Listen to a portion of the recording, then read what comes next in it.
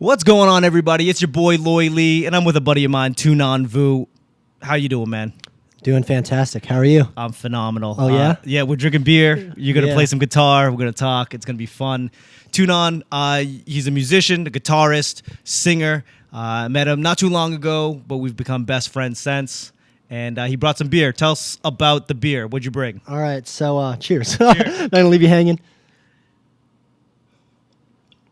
So, I'm not a beer nerd by any means. Too late. But it's a beer from 3 Stars, a DC local kind of brewery. And it's a porter. It's called Zombie Date Night. And it's a porter with cherries and cocoa nibs. So this is the first time we're doing this together, and he brings Zombie Date Night. So let's see how this goes. Well, it's going to go really well because what I found out was this is 9.6%. Oh, shit. So good thing we're staying in, right? We are now. I mean, we might be going streaking in the quad later on, but we're going to have a good time. So tell me, so you're from Virginia Beach? From Virginia Beach. I don't know. I've been in Maryland for 3 years now. I've been in Maryland for 3 years, too, now. So I don't know if I should be claiming Maryland now or not.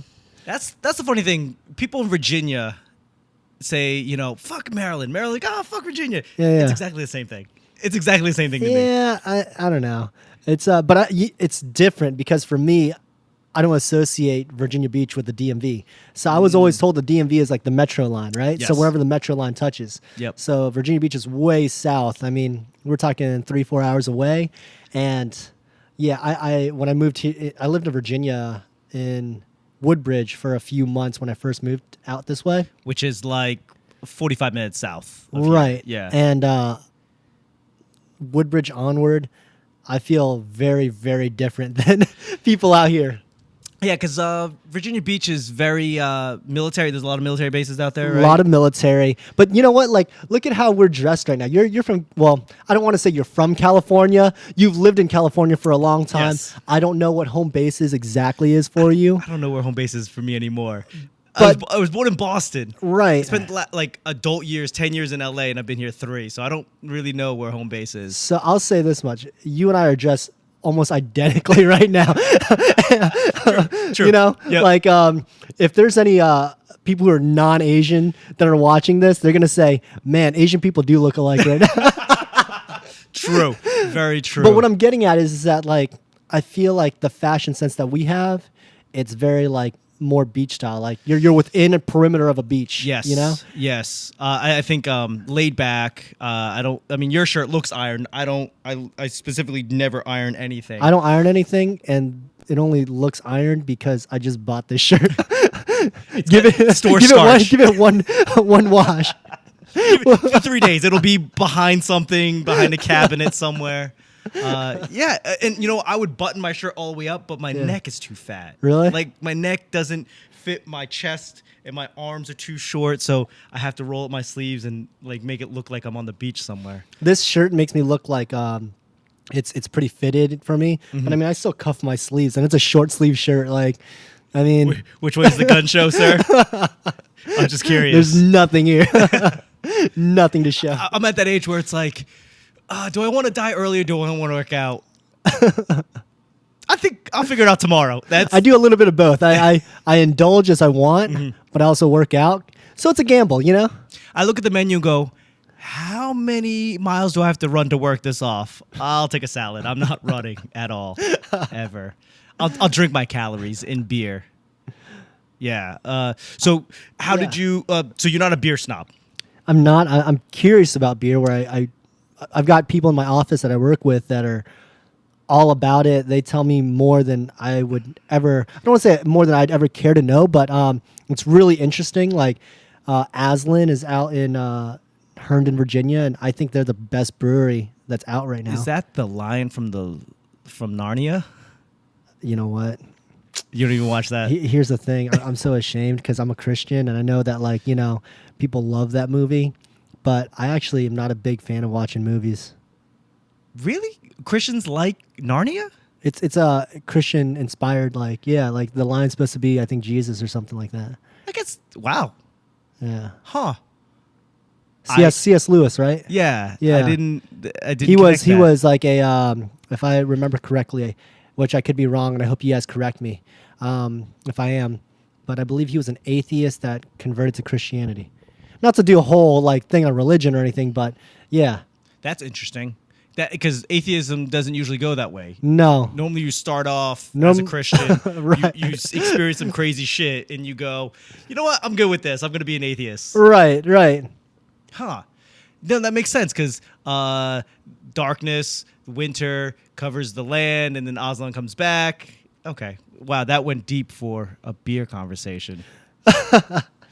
So is this what you normally drink, just generally? I drink a lot of porters and stouts. You know, I've been getting into New England style IPAs a lot.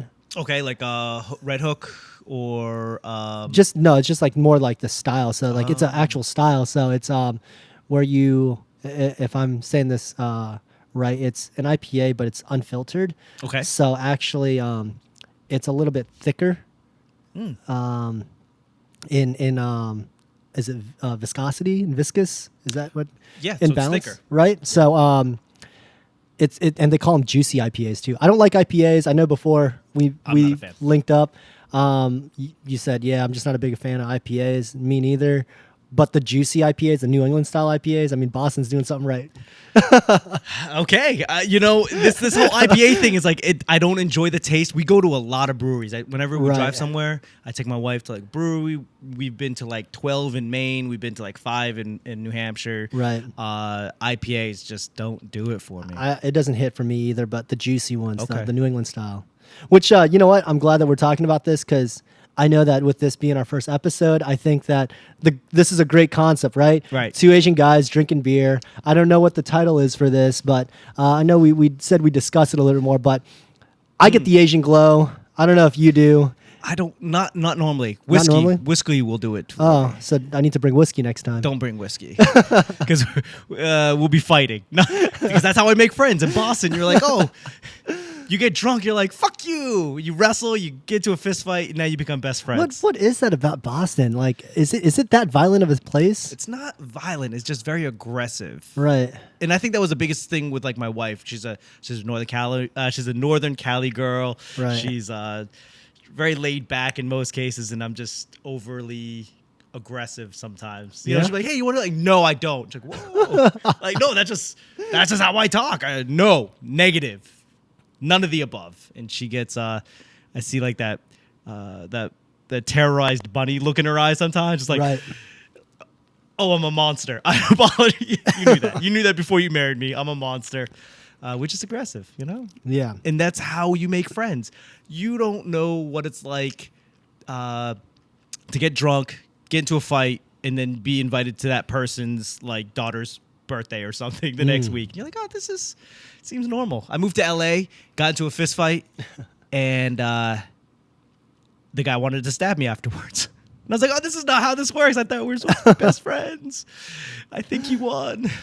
But yeah, no, it's in New England. You know, when half of your year is cold and miserable, you make friends as fast as possible. You know what? That's very logical because that's why there's so many serial killers that come out of Wisconsin. So it's like, it's so cold and you don't see a lot of sunshine. And there, I think 5 of the top 10 drunkest cities are in Wisconsin. And What's in Wisconsin? Madison, Milwaukee. Milwaukee, Wisconsin. Milwaukee, yes, Milwaukee's a fun city. Yeah. If you like to drink subpar American beer. Cheese is. I'm lactose. That is the Asian in me. I am lactose. We're going to discuss a lot of Asian things. This might be a very culturally educational thing as we move forward, right? Were you born here? I was born in Malaysia. I'm actually a refugee. Okay. My family left Vietnam after the war and everything. Actually, a while after the war, my parents got caught. You're not that old, Right. my parents got caught a few times though. Oh, wow. And the crazy thing is my and I'm not sure if my siblings lied to me about this story. Oh shit. But I was told that basically my father got into like a drunken slumber with his friends. In Vietnamese, there's this thing where you go and hang out with your boys, drink, have a good time, and there's always like an appetizer of some sort. They call it nyao, right? So Okay. they went, had a bit of a bender one night, and I guess he'd made a promise to somebody that, all right, you know, tomorrow morning or tomorrow or the next week or something like that, we'll get on your fishing boat and we'll just leave. And so that's what happened. He woke up my 2 older sisters who were 10 plus years older than me, and said, hey, just get a few outfits. We're going on a field trip. Shit. The next day. And, you know, my mom was pregnant at the time With you. with me. And then we left on a fishing boat at like 3 a.m, went out, landed in Malaysia. My mom was still pregnant when they landed. And then I was born in this refugee camp. And then we got sponsored by a church group in Michigan. Damn. Yeah, it's- so your passport. My passport's American. I didn't know this. Here's an even to add on to that story and make it awkward, right? So what happens is I didn't get my citizenship until I was in 6th grade, I want to say. Okay. And what's awkward about that is the whole time I thought I was an American citizen. And I remember my mom taking me out of school one day, her and my little sister, and we went to the what is it, INS for naturalization and everything like that. And she took her test, and me and my little sister sat in there, you know, just not knowing anything. And then my mom said, you know, do you want to go get pho afterwards, like the noodle soup and everything? And I was like, all right. So we went and ate, and then she was like, yeah, so we're celebrating right now. I was like, celebrating what? She's like, I just became a U.S. citizen, and so did you guys, because I passed. And I said, oh, cool. Mind you, like, you know, when you're in 5th grade, Right. you know, all this, you learn about like American history. And it hit me like, had my mom gotten into any trouble and my family had to be deported, my family would have went to Vietnam. Actually, my little sister would have been fine. She was born in California. But I would have been deported to Malaysia because that's where my birth certificate was. Wow. So good thing I didn't do any dumb shit.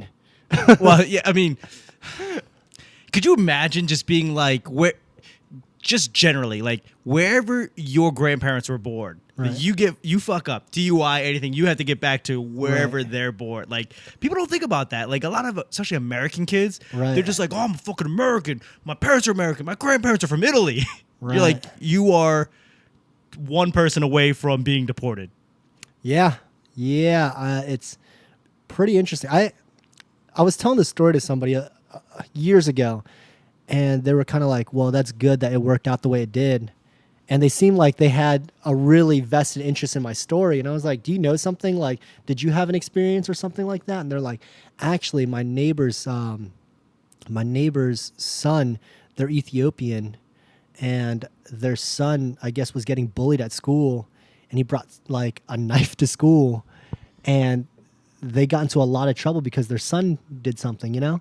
And it's really sad because, like, you know, one, kids are very cruel in Yeah. general, you know, Yep. and then 2, the parents didn't really understand like what was going on, because I'm sure like even if they try to explain bullying, as far as like there might be a language barrier, not to say definitively that's what Right. happened, but there's a lot of parameters that go outside of just the regular bullying. You know But what I mean? Could you imagine like having to explain to your first generation parents about being bullied in America? Like, did you get beat up? No. Yeah. Did you die? Right. No. Then they're fine. They're just calling you names. It's rough, man. I It's get it, rough. but you know, like your parents survived the fall of Saigon. Your parents saw some shit, right? Sure. You're like, so wait, they were just calling you names? That's it. Just calling you names? Get the fuck out of here. Go home. Well, I think this is on par with kind of like what I kind of mentioned. So like, I know for me with discussing this and kind of doing this, I wanted to try to find humor in living life as an Asian male in this country, right? I think you've got a different perspective because A little bit. Your parents are American, like as far as they're born here. Yep. My grandparents, great Right. grandparents, they're all born here. So then me and my conflict is like I went through this. I grew up in a very white community, a very wealthy white community, and there was this sliver of very like we live in Section 8 housing growing up, but it was like enough of like low income to balance out the school district. You know what I mean? You want to shout them out? You want to shout out the part of town? Shout it out. What up, Great Neck? Virginia Beach, 2 up, 2 down. You know what I'm saying? Two up, 2 down. Stupid. That's what we do out there, man. But it was like the Cox area, First Colonial. No shame in it. You know what I mean? Shout out to the first, second, and third Colonial. Just right. if that's a thing. I don't know. It might not be. I don't know. But it was, you know, like the thing is when I reflect on it, when you're kids, you don't really understand the money separation, how the classes work. When you're kids, for the most part, I mean, you might have nice things. Like I knew I always wanted to go over to like certain friends' houses because they had like the new game system. Like I didn't need to have it. I just knew, hey, it's Saturday. Right. What's up? Can I come over? You know, and that's I think that's the thing that kids don't understand now is that not everybody had all of the games. Right. Like you went to the person who had the game. I remember, I think I was in 3rd grade. Maybe it was, I think it was like 3rd, 4th grade when Nintendo 64 first came out. And my friend got one, right? Yep. And I was like, man, this is so dope. Like, this is so awesome. You got Mario Kart 64 because it's one of the first games came out. That came with the system. Right. And I remember at the time I loved wrestling so much. Like, it was WWF back then. That's how old this story is. It wasn't WWE yet. And I remember buying the WCW versus NWO game. The best game ever. But I didn't have a system. I just bought the game so that I could bring it over to a friend's house. You know what I mean? Like, that's how it worked for me. That's awesome. Like, I wish I had friends that would just buy the game so I didn't have to buy it because I had the system. That's awesome. But it was like kind of like a trade-off because it's like, oh, can you let me borrow the game? It's like, nah, man, I got to hold on to this. This is like, you know what I mean? This is my key into your house. Like, this cost me like, you know, like 2 Christmas money. You know what I mean? Like Christmas, Chinese New Year, and a Christmas, and a birthday money. Like, nah, I'm not letting this thing go.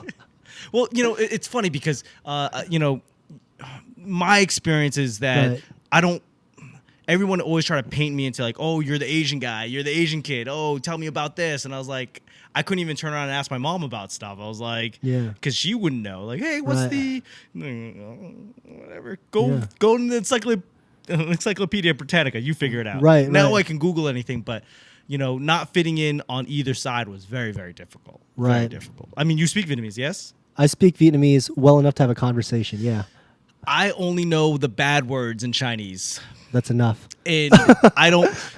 First of all, I think that my defense mechanism is I ask somebody who speaks Cantonese, in Cantonese, if they speak Cantonese, right.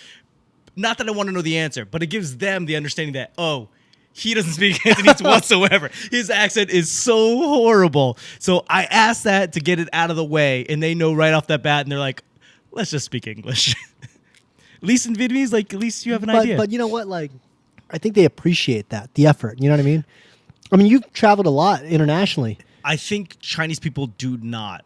Really? I think if you're white, and I think that's what if you're not Chinese and you speak even the most minute amount of Chinese, people respect that. Right. But when you look Chinese and you speak it horribly, they disrespect you even that much more.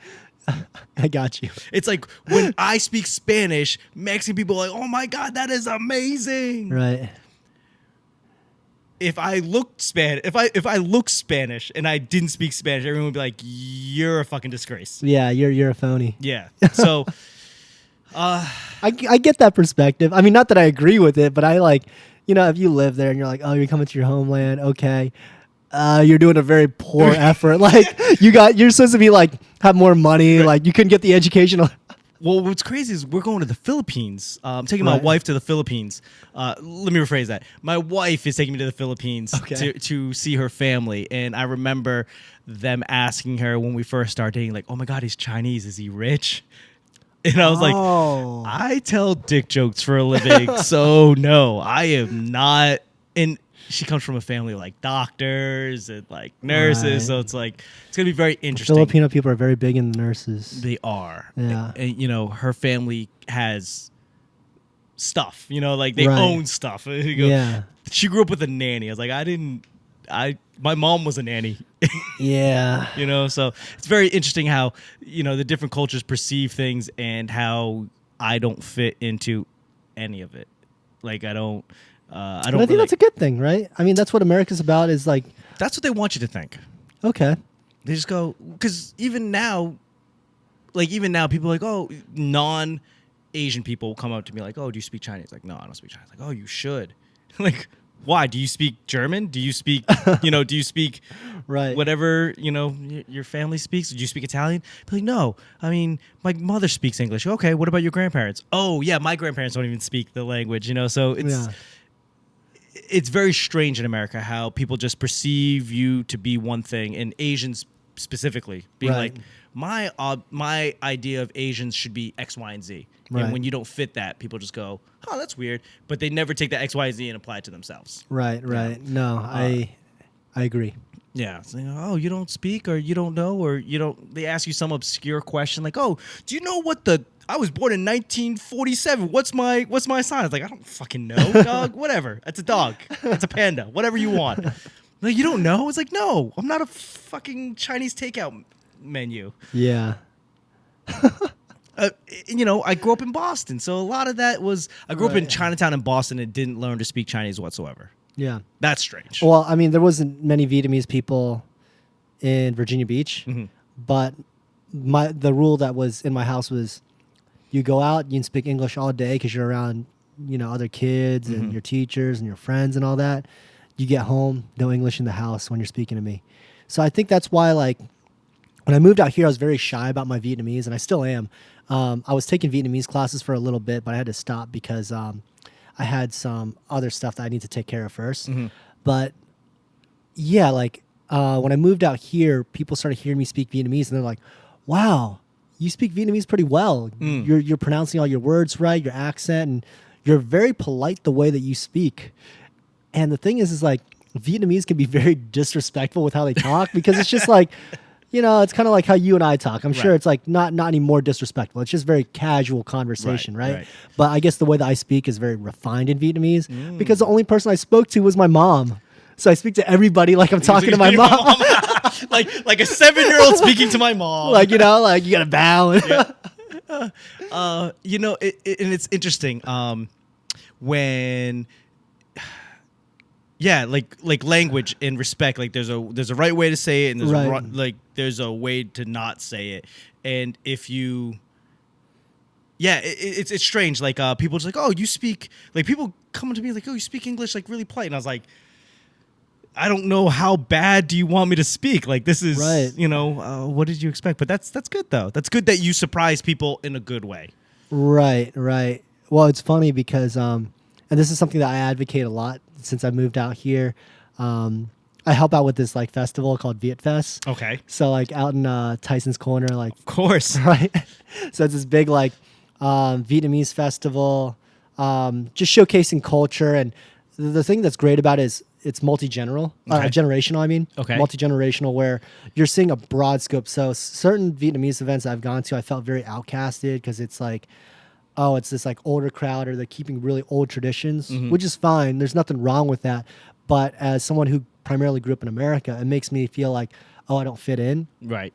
Where something like this, you're seeing all ages, young, old, in between, whatever. And they really want to showcase everybody.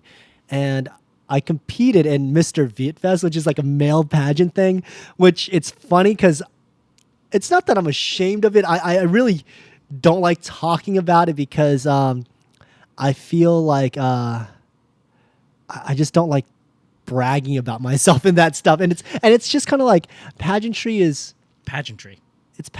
Right. But nonetheless, I did my own thing about it. I was kind of goofy, and I ended up being runner-up for it. And it was really exciting. I did it so I can meet people and feel connected to my community and everything like that. And I remember the day of the event. So we'd gone through rehearsals and practice, and day of the event, they said, what's your introduction like? Let's kind of like go through it so you can practice. Some of the people who were coaching people, the contestants. And I said, okay, so I did it. And then I said, do you think I should speak Vietnamese? And I said, and they said, yeah, if you can, You should try it. Because the whole time, like, Right. if you look at me, I mean, for a lack of better term, I'm pretty whitewashed with Right. it, and a lot of what my interests and things like that. So I spoke in Vietnamese and I said it, and it was these two girls that were in the room that were coaching, that around my age. Were they cute? They're pretty cute, man. Dope. And it was just so funny because, like, I remember their jaw dropping, and they were just like, "Oh my gosh!" One, I did not know that you could speak Vietnamese. Two, they're like, that was like the cutest thing. Like, just how you speak is kind of like a little soft spoken. Right. Because again, it's like I only talk to my mom, right? I don't know why you keep on calling me mom, but And- okay. and they're like, it's just like very endearing, and Right. just your tone and how you carry yourself about it when you're speaking. And I was like, all right, I guess I'm gonna do this. So I went up to do my introduction to speak Vietnamese, messed up instantly, and I was like, you know what? Fuck that. I'm not doing that. You messed up? I messed up immediately, and but it was cool because I kind of laughed it off, and first off, I didn't take the pageantry thing too seriously because it's not anything that I wanted to do my best, but that didn't mean that I cared to win first place. You know what I mean? Okay. I wanted to Yeah, do yeah. well enough where I got to meet people. I could be proud of my performance and stuff like that. You wanted to honor your family's name? I got to keep the dynasty strong. Do it for the family, for the ancestors. Well, it's the funny thing about that is I've got 3 sisters, 2 older, 1 younger, and so my 2 older sisters are married with kids. My younger sister just got engaged, and so stuff. I'm the only one that's not married, and they're like, Ladies. they're like, "What's wrong with you? What are you doing wrong?" And I was like, you know what? You're right to be concerned because I'm the one that's keeping the family name and that dynasty strong. I'm holding out. I'm waiting for you guys to die to leave me some money so I can go stun on some bitches. I was like, you don't want just anybody, right? Like we got to keep our legacy, right? Yeah, I think. Am I the only? I think I'm the last viable Lee in my family. Hold on, let me think. So how are you carrying that on? I know you're a married None of your man. business. I'm a married man. I'm a gentleman. God damn it. No, I'm thinking because, yeah, I won't go into details, but let's go with I'm probably the only viable Lee. Okay. And there's 9 kids in my family. Wow. Just not all of them are Lees. Right. 9 kids, 7 parents, 4 divorces. Right. Yeah. Right. I think I'm the only. Yeah, I think I'm getting up there. Your and I'm parents married. weren't worried about, carrying the legacy of that name. They were worried about making an army. Yeah, I think my family is just so far gone from like that, like, oh, the name's got to live on. Like, we're Right. just kind of like, just be happy. Like, just go forth. Don't live in my basement. Just whatever you do. Whatever you do. Nah, but I think it's different. You know what I mean? Like, It is. again, there's that cultural clash of what is supposed to be and what it really is of, and it's not just Asian people. It's like kind of the pressures and the parameters that people kind of stereotype what Asians should be. Yeah, there's enough Vu's out there. There's enough Lees out there. Like, I Right. don't think the name's not dying. Sure, our DNA maybe, but like, not really. It's like there's enough Lees. There's enough Lees out there. Yeah. There's enough Vu's. Relax. It's not like we live in a village where there's only one Vu family and just gotta stake our claim. Yeah. It's weird. It's very strange. I don't. Kids. Have you been to a Costco on a Friday night, on a Saturday morning, on a Sunday afternoon? No, but I've hung around my nieces where I'm like, oh my God, I'm so glad to see you guys. And then by the end of that hour, I'm like, Here you go. all right, here we go. Yeah, right back at you. It's broken. Yep. I had some family in town, and it was, the kids are fine, but Right. kids are kids, and I just kind of go, oh, I don't think I want kids. We took them to the museum. It's fine. They were fine. Like they were definitely worse kids in the museum. Right. But you sit there and go like, one's 4 and one's 7. I don't know why we're at a freaking museum. One doesn't care and the other one's not going to remember. Right. You just kind of figure that. I feel that way about like theme parks when parents take their kids who are like really, really tiny Yeah. to the theme parks. I mean, I'm sure it's great for pictures and going down memory lane, but I've definitely there's this picture. I haven't seen it in a long, long time. But I remember when I was in high school looking at this picture when I was at Disneyland because I lived in California for a short stint, and I looked really cool in the picture. Oh shit! I look pretty dumb, but you know, when something's dumb, it's just so dumb it's cool sometimes. Okay. Post Malone. Speaking of which, No, he's awesome, but he just looks like a fat Shia LaBeouf. yeah, he looks like it's funny because that old country road Yeah, is, everyone's like, oh, he's a black guy, basically playing a caricature of a country singer. It's like Post Malone's a white guy playing a caricature of a rapper. Like, relax. right. It's like Tropic Thunder, right, with Robert Downey Jr. But it's only one way. If it's a black guy playing Robert Downey Jr., Right. it would be like, oh my God, you can't do that. Like, he just did it. He literally, Yeah. It's one and the same, and people just, when it comes to race in America, it's like it's a one-way street. Yeah. Somebody wrote it on Twitter, so I'm not taking claim for it, but someone was like, white people want to blackface everything but Jesus.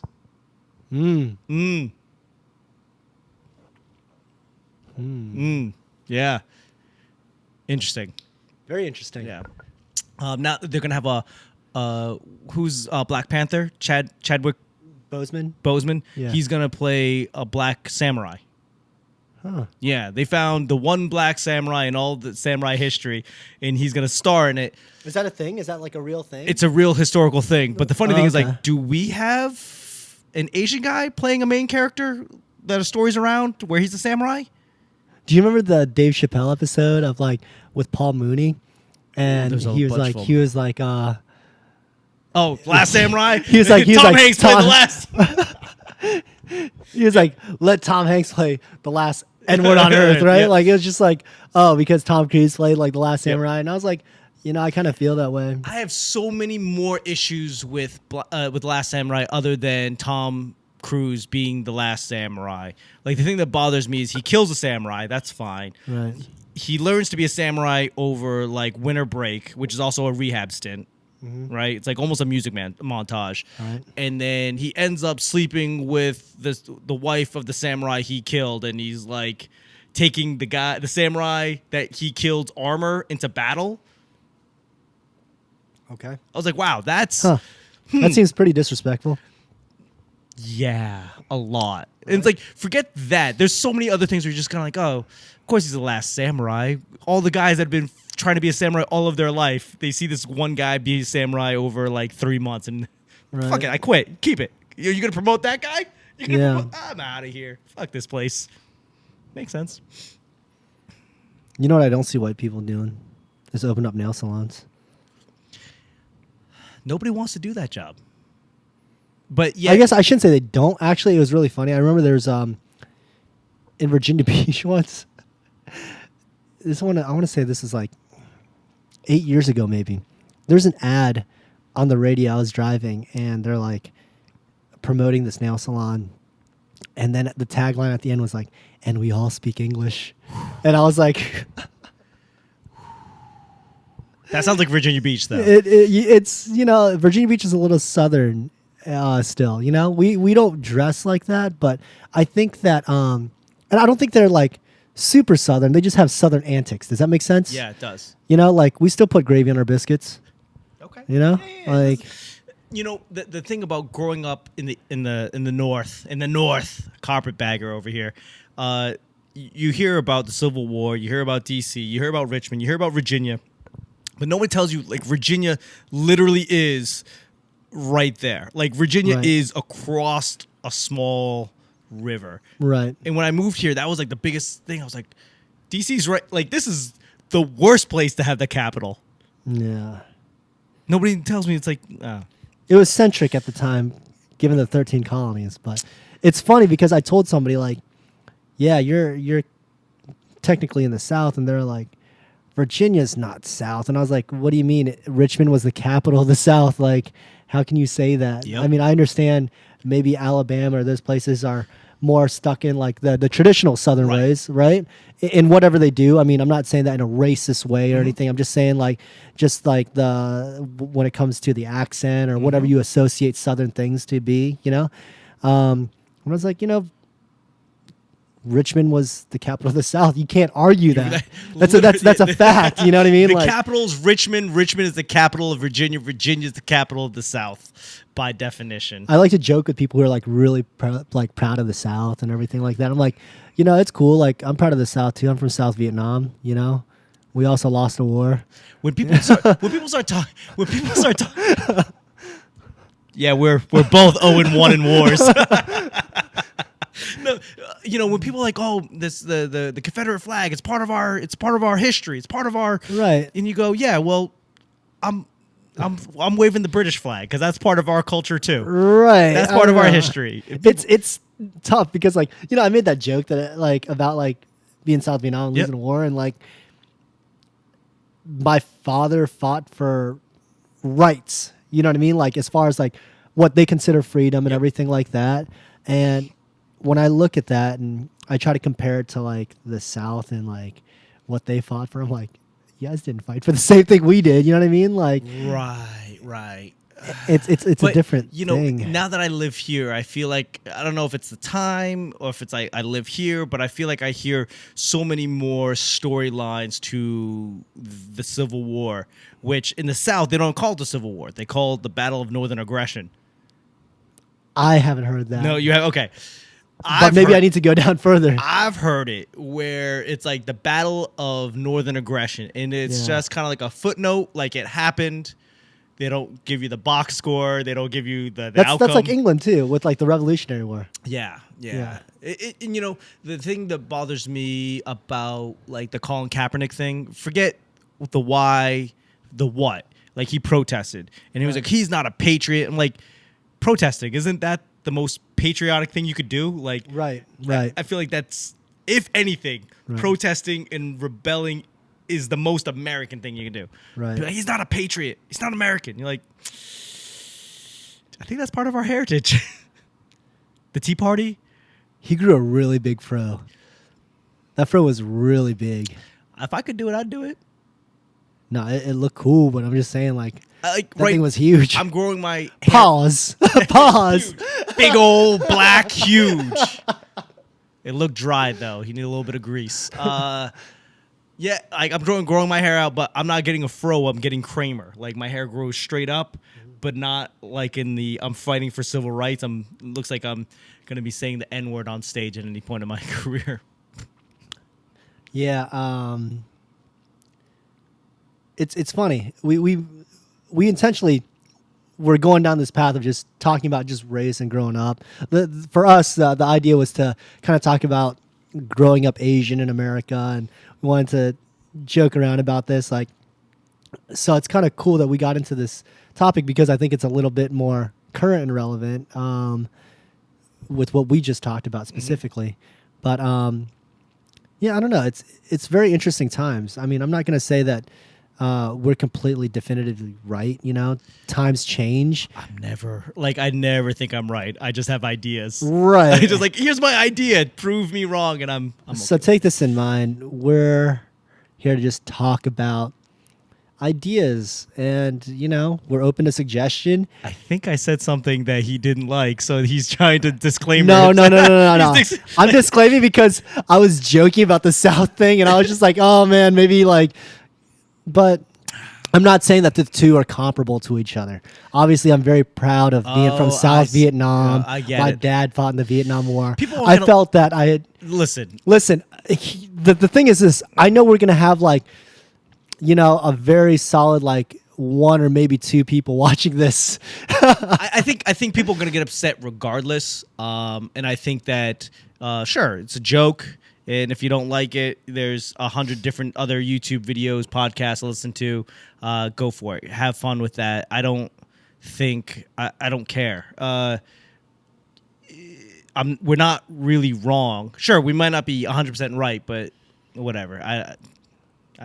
There's a lot of things that I say, as long as it's not hateful. For me, sure. It's there's hate speech. This is here's an analogy. Nope. Okay, then switch the channel. Right.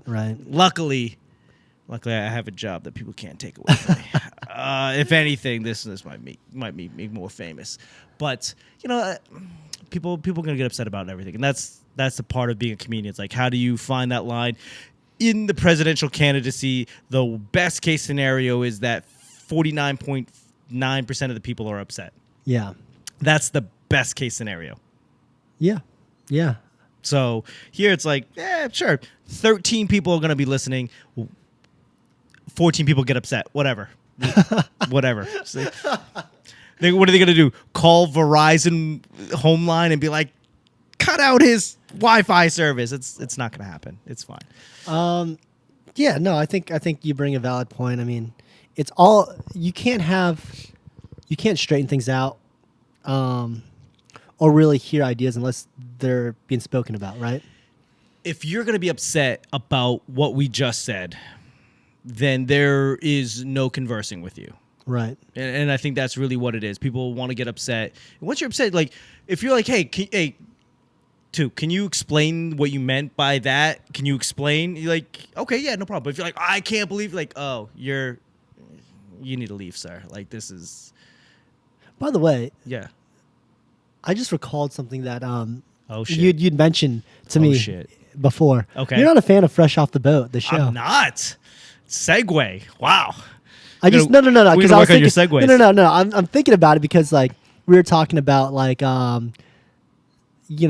being from Vietnam and everything. And for me, when I was thinking about that and why I corrected myself a little bit, or not corrected, but had to give a disclaimer.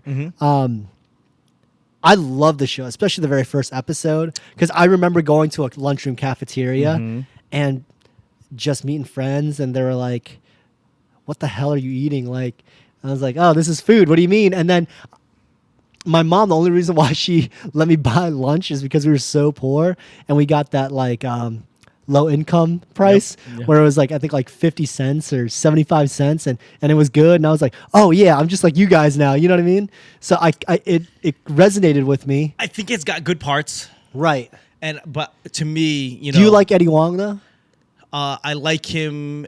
Yes. Yeah. Okay. I just think that first of all, Fresh Off the Boat. Right. The acronym is FOB, and that is not a term that was ever used in any endearing term. Right. The closest thing I could think of is title-wise is like Blackish.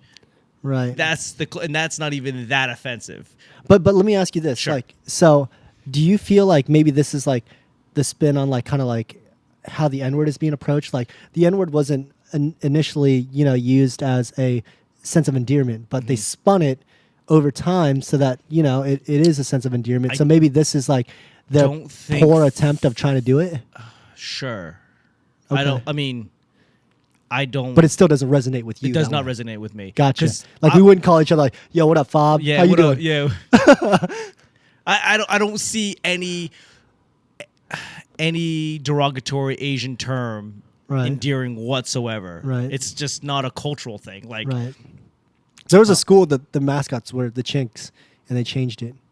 Good. A couple years ago. But I thought that was like such a weird thing. The thing that bothers me is this. It's like, I understand the chink in the armor is a term and it has a meaning. Right. But there are a lot of derogatory terms that no longer are used because they're more associated with derogatory than the actual original term. Right. But everyone's like, oh, the chink in the armor. Like, it's a chink. Like, I get it. You find it funny because you get to say the word chink and not get upset about it. Right. Nobody gets upset because you're using it in a term. But it's like, it's such a horrible, like, when you think chink, nobody thinks a hole. Right. Like, nobody thinks like, oh, it's a gap. Hole or a dent or a crack. whatever. Like, nobody thinks that. Like, if I'm like, oh, your eyes are so chinky. It's like, which is in a song. You go, that's not cool. But if I were like, oh, your nose is so whatever. Your nose is so throw in a derogatory term. It doesn't make it that much cooler. It just makes it that much more wrong. But everyone likes to slide around Asian derogatory terms. Right. Like, there's a rapper who's dead. His name was Chink Music, and the reason why they called him that is because his eyes were exactly. Right. And then like there's another guy, Chink Santana. They called him that because his eyes were, you got it. Yeah. Exactly. So they're like, oh, but it's cool. It's like, it's not cool. Like, people slide around it like it's funny, but it's not, because you can't go, oh, your lips are so. For whatever reason, I thought of Chingy. and I might be misquoting this, but Why your eyes so chinky?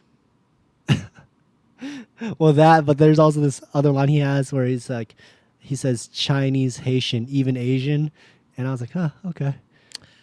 Yeah. Well, I mean, Not that that's like derogatory or offensive, but I was just like, oh, he didn't do well in geography, you know at what I mean? all. Well, I mean, I've get it every now and again. Like I thought you said you were Chinese. Yeah, it's not offensive. It's just Yeah. like sort of like, all right, we're gonna have an educational piece now. I just don't feel like I'm supposed to be that guy. Like, Yeah, I know to let it pass, but it's just sort of like, it still feels weird. You know what I Yeah. mean? Like, it's odd. I know. This is so stupid, but I went and I was working at Starbucks in college, and oh shit. we were joking around. Me and my coworker were joking around about something, and I was telling her like, yeah, I'm trying to learn how to cook, which I still don't know how to do. And she was like, yeah, well, when you start cooking, I got to come over. I got to learn how to. I want to try some of that Chinese food. And I was like, I don't want to put her out on blast, but I was like, let's call her Karen, because Karen just seems like a very. I don't want to call her Karen. I like her. Let's call her Sally. Sally doesn't seem like a very. You know, Brenda. Okay, we'll go with Brenda. Brenda. Brenda. God damn it, Brenda. I was like, I'm not Chinese, I'm Vietnamese. And she goes, oh, my bad, blah, blah, blah, all this stuff. And she was very sincere about Right. it. She was like, my bad. Yeah. Right? And I'd prefer that over the you know what I mean. right. That shit. But then here's where it flips, because I was like, anyways, I was like, we were joking around about it. It was no big deal. And she goes and she was like, anyways, hey, too, I've got a barbecue coming up, like, you know, in like a couple weeks. You should come over. And I was like, oh, yeah. I was like, man, I love Mexican food. She goes, Oh. she goes, I'm Puerto Rican. But the thing is like, But you know what? My friend who's Mexican said there's like, I'm not saying that this justifies what I'm about to say, but he was saying like, there's tears to this. And I was like, what do you mean? He was like, Mexican people don't like Puerto Ricans. And, you know, like Right. just kind of like how with Asian people, like, you know, Ali Wong had her joke about like jungle Asians versus refined Asians. And I think we're most offensive to each other. and it's funny because living the last 10 years in LA, you would never go up to a Hispanic guy and just be like, "Hey, Juan, are you Puerto Rican?" Like you would never just automatically assume what Right. somebody is because like I'm not fucking I'll fucking kill you, dog. But you just wouldn't like. I have it all the time when people go, "Hey, Loy, are you Korean?" Like I'm not fucking Korean. You look like a Korean guy I work with. June, do you know June? Well, let me tell you about a story about June. Like, I don't care. I'm not Korean. I don't know June. I don't care. I don't.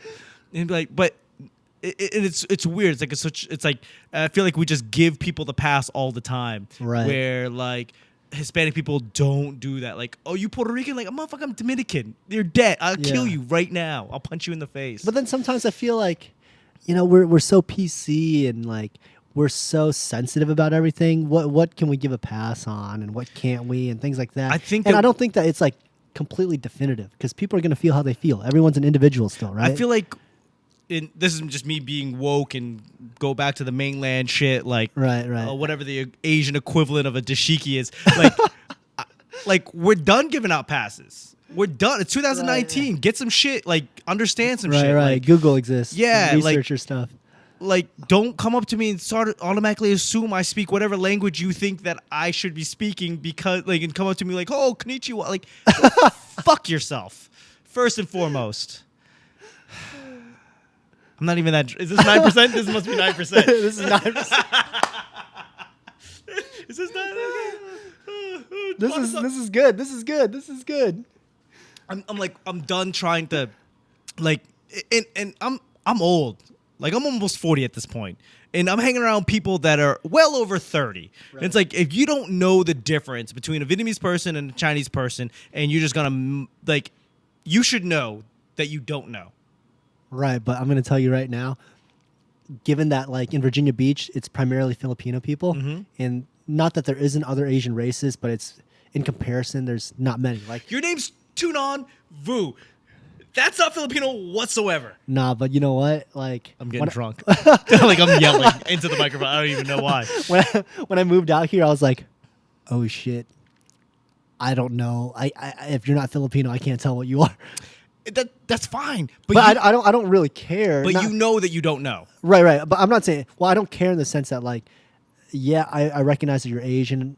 I'll just leave it at that. If you feel like need to tell me, then tell me. Or, you know, I might ask, but like, it's not like that's not going to be my first question to you. It shouldn't be. You know what I mean? Like it's like, and I don't, and maybe because it's my life projecting onto others. Right. But it's like, okay, you can know that I'm Chinese. Right. But that's literally not going to tell you anything about me. Right. Like you might know more. You probably know more about anything Chinese than I do. Right. If I tell you, hey, I'm from Boston. Right.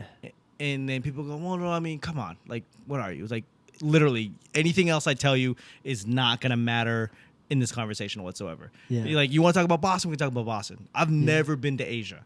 Right. I've never wanted to go to Asia. I've been with my wife 10 years now, and she's just now thinking about bringing me to Asia. Dude, you're in for a treat, man. I'm so jealous. Are you going to the Philippines? I mean, I'm going to, okay, not to brag, but hold on. I'm going to the Philippines. I'll be going to like Singapore, going to Bali, going to a bunch of different places. So I love Filipino food. I don't. I love Filipino. I was in Virginia Beach last weekend. I ate this thing. I Called get it. Jollibees. Well, I did eat at Jollibee too, though. You get the chicken joy? I got the chicken joy, and they have this new thing called adobo rice. Oh shit! It was crack, man. I make a killer garlic rice. Oh, garlic rice is great. But I don't fry it like, because what they do is traditionally, Right. they throw everything in and they stir fry last night's rice. I cook everything together. I do it all and I just cook it all together. Right. So it's super Typically, fresh. fried rice is supposed to be kind of old rice, anyways. But Yeah. but yeah. So I ate at this place called Susan's Kitchenette. Okay. And I'd never actually eaten there before, but I know it's real popular. Normally Sure. I go to Maymar. That's kind of like my spot to go, but I got my biases. My friend owns it and everything like that. Shout out to Maymar. Shout out to Maymar. Shout out to Susan's Kitchenette. Okay. Both of them Virginia were really Beach. good. Both of them were really good. Hey, if you're there, go. But I had this dish called dinuguan. Oh, Dinuguan. Yeah, it's I love it. Isn't Dinuguan? Isn't that like It's like pork cooked in blood. Yeah. Yeah, dope. And like, you know what's funny is like the Filipino thing is like, when Americans try, they're like, oh, it's chocolate meat, and I'm like, I don't know if that sounds more appealing. Like, Sure. If you whatever you got to tell yourself to get through this meal, you have at it. right? Yeah. No, Dinuguan's good. I mean, it's just Depending on how it's made, it can be kind of real salty or real rich in the iron taste as you go throughout the meal. Yeah. I don't mind it. I've had it where it just tastes not in a bad way, but just in a observational way. Like it tastes like Right. pennies. It's just like Right. Oh, it tastes like a bloody nose. Right.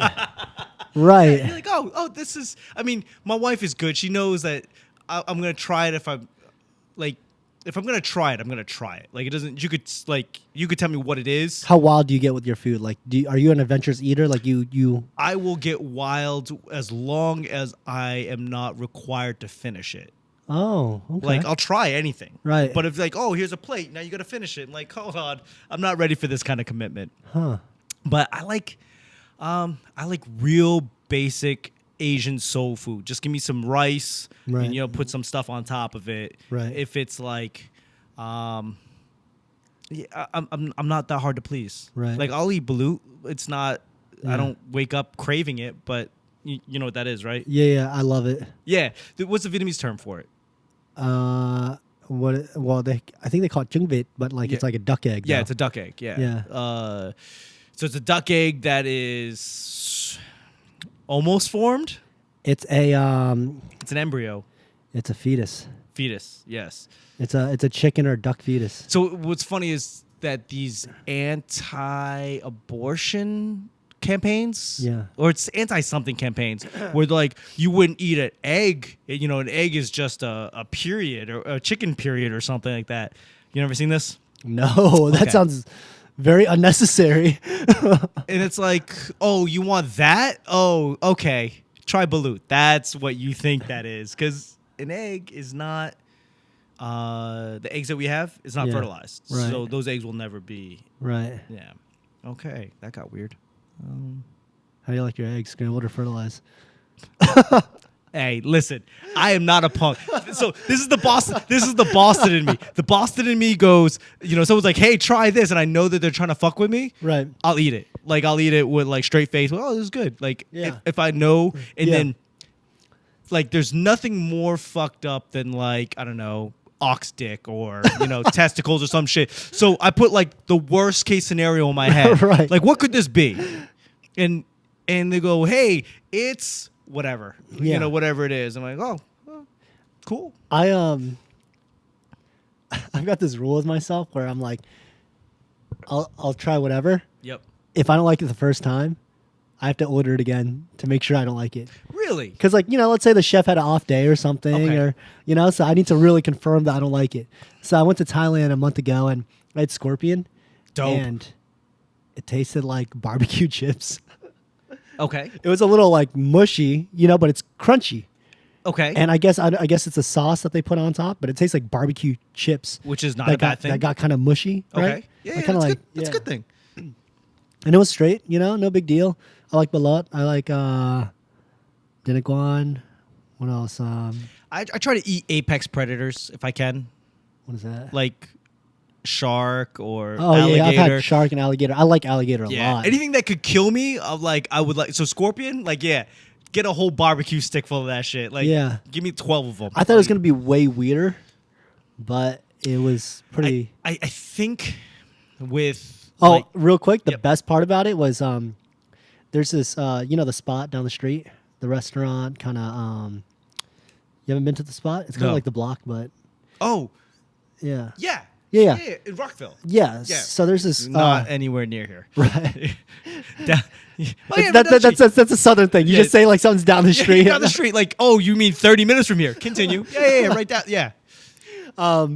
So there's this bartender. Her name's Pla. Okay. Shout out to Pla. What up, Plot? Hello. At the spot? Which spot? At the spot. But like we happened to be in Thailand around the same time. We had our dates that we were going to be there overlapped at some point. And Stalker. you know how I Yeah, do. you want to plow. You want to plow, little plow. But so she was like, "Yeah, when you're over there, let me show you and your friends around to like the spots to go to." And I was like, "Awesome."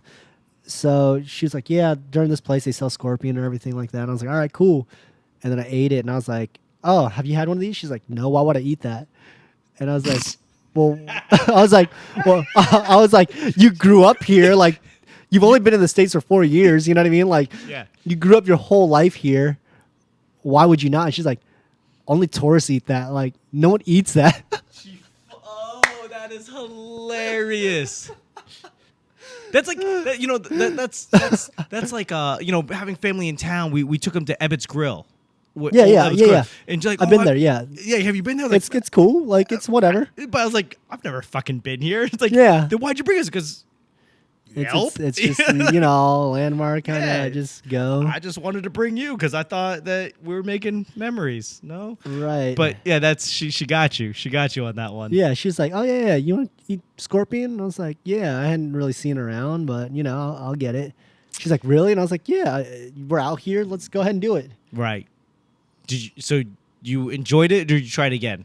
It was cool. Okay. I already liked it the first time, so I didn't feel a need to get it again. Yeah, I'm good with, and I think that's like where the future of human protein is going to come from, is like grasshopper, mealworm, Right. insect protein. That's it. That's the point. Are we saying this because we're Asian and it's just like weird stuff? No, because it's easier to grow than cow. Right. But they're making synthetic beef and stuff like that. I haven't had it. I don't know if it's out there for the market to be sold, but I know they're working on it. I mean, we fuck with chicken, right? Like the chickens. I don't like going to KFC because I don't think there's anything wrong with KFC. Like if you eat it, but no, there's nothing wrong with you. I mean, you'll probably get cancer, but it's fine. But continue. the chicken at KFC is buff. Yeah, that is like buff. That's like Mike Tyson chicken. I grew up with chickens. There's Tyson's chicken. There's Mike Tyson chicken. Chickens are more or less a little bit bigger than a pigeon. Right. They're they're probably about 5-6 pounds total, like Okay. at its height. Right. So when I look at the chicken breasts that are basically the size of my hand, and there's Right. 2 of them, like this has got to be a 10-pound bird. Like that's not a chicken. That's Right. fucking frightening. When I had the chicken in Thailand, it tasted really good. I can imagine. Like just in the sense that I don't imagine that they're doing like the crazy stuff that we do. But I don't know. Maybe this is like the third world country in me, and just growing up Section 8 and food stamps and all that stuff. But I kind of look at this and we're like, America's had a surplus for food. Always. You know what I mean? And Yeah. and like, yeah, let's say we're kind of putting things in it. Like, I'm not saying it's the best for us, but we're at the capability where if you don't have a means to get food, like on your own, Right. Any there's food an is good. opportunity for you to be fed. Mhm. So it kind of, I'm caught up in the crossfire a little bit and feeling that, It's like, do I want to eat not good food, or do I want to starve to death? and it's kind of like, But if you have the option, I mean, it's so strange that it is more expensive to eat healthy right. than it is to eat. Yeah. Did you ever watch Super Size Me? I did, but I feel like it was a mockumentary, right? Didn't they prove that it was like kind of a mockumentary? Well, it was like, first off, like any documentary is going to be biased. So Of like course. when I talk to my friends about food or just whatever documentary is, I try to like reinstate the fact that they're here to prove a point. Yes. And I think we forget that sometimes, And But I think he was vegan at the time. And so, what I've always been told, and I don't know this factually, just people that I've known who are vegan who went back to either eating eggs or meat, going all the way back to just eating meat. They're like, yeah, you kind of have to go through a process, because when you go and eat meat, even if it's the cleanest stuff, your body rejects it because it's not used to it. right. So, I mean, the guy went from being vegan to eating McDonald's 3 times a day.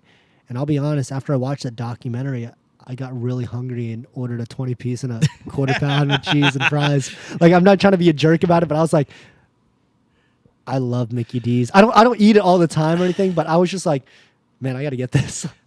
I do the quarter pounder with cheese. Right. No pickle. Yeah, I'm not a pickle fan. But now, well, the hack that I do is, it's not that I'm not a fan of pickle, but I want to make sure that they make it fresh for me. Right. So without a pickle ensures that they make it fresh. I knew a girl that used to say, can I get French fries no salt? So that her fries would be fresh all the time, and she'd put salt on it. Same premise. Because like it's kind of like it made me feel a little bad.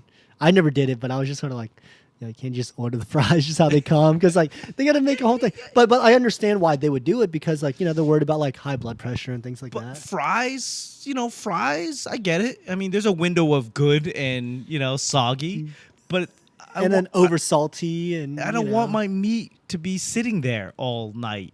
God knows. Yeah. I tell dick jokes for a living, so like, sometimes I come out like 2 a.m. and the window's open to 3. Like, I don't know when the last time somebody ordered a quarter. I had White Castle. when I was on tour, and the first time I ever had it was in Detroit, and I remember They it got was White Castle in Detroit. Yeah, and it was Dope. after like a late rehearsal, and we got out around like 2, I think close to 3, and I was so hungry, and Did you get the suitcase?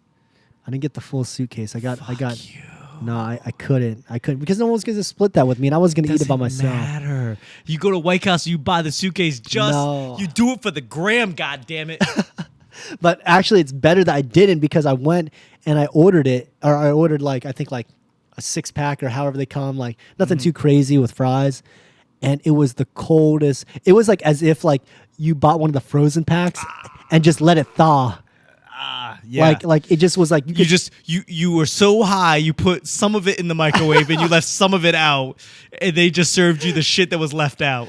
it was terrible. Like you open up the box and you're like, yo, this already looks stale. Yeah, it's like you see the mist, but it's not steam. It's like mist from cold. You're like, But I was so mad because like I've had Crystal Burger, because Crystal Burger is a down south thing. Like okay, no. like Crystal Burger is like exactly the same thing. Okay. But it's I've only had it in South Carolina, like Myrtle Beach. But I know there's quite a few of them. But it's like the exact same thing. So I've had Crystal Burger, and I was like, yo, I just can't wait to get the real thing. Like, I want to get this White Castle because I watched on the Food Network with the onions and all this stuff. And then I had it, and it's my fault for getting at 3 a.m. for the first time. You know what I mean? But I was just kind of like, So next time you got to get the suitcase. right. Because I mean, it's what'd you spend, like $4 I mean, on? I didn't spend much, but I just felt like, The suitcase is 30 burgers. right. And you know, at that hour, they have to make 30 burgers. Right. They can't just like throw in the 3 that was sitting there and just be like, hey, that's a suitcase, right? 3 burgers. They have to make you some. Yeah. So, Yeah. there's nothing. At that point, you just go, here's $12. Like, here's $12. Give me the fucking suitcase. Right. I don't know. I'm going to tell you right now, this is only making me, it's so funny and so ridiculous to me because I was in Virginia Beach for Memorial Day weekend, and it was really weird. We end up drinking a lot. Really? Tell me more. So some people at this little shindig and everything like that were like, oh man, we're pretty hungry. So I went and I bought 4 party packs from Taco Bell. So 48 tacos. And I felt so bad because it was around like 12:31. Oh, shout outs to Water's End. No, it's all good. But yeah, a lot of hungry people, and they got a ton of tacos. And, you know, it was only $60. I like Taco Bell. I love Taco Bell. Actually, they're one of the more healthier foods because they changed their stuff. Relax on that one. Hey, I'm just telling it what I read. I read it on the internet, so you know it's true. You know, the thing is, like, people are like, oh, it's the shittiest. It's like the shittiest Mexican food. It's like, no, we don't buy it because it's Mexican food. Like, we're not like, hey, we should get real tacos or Taco Bell. It's like, I fucking want Taco Bell. Like, I don't want real tacos. I want health endangering food. Yeah, Taco Bell's great. It is amazing.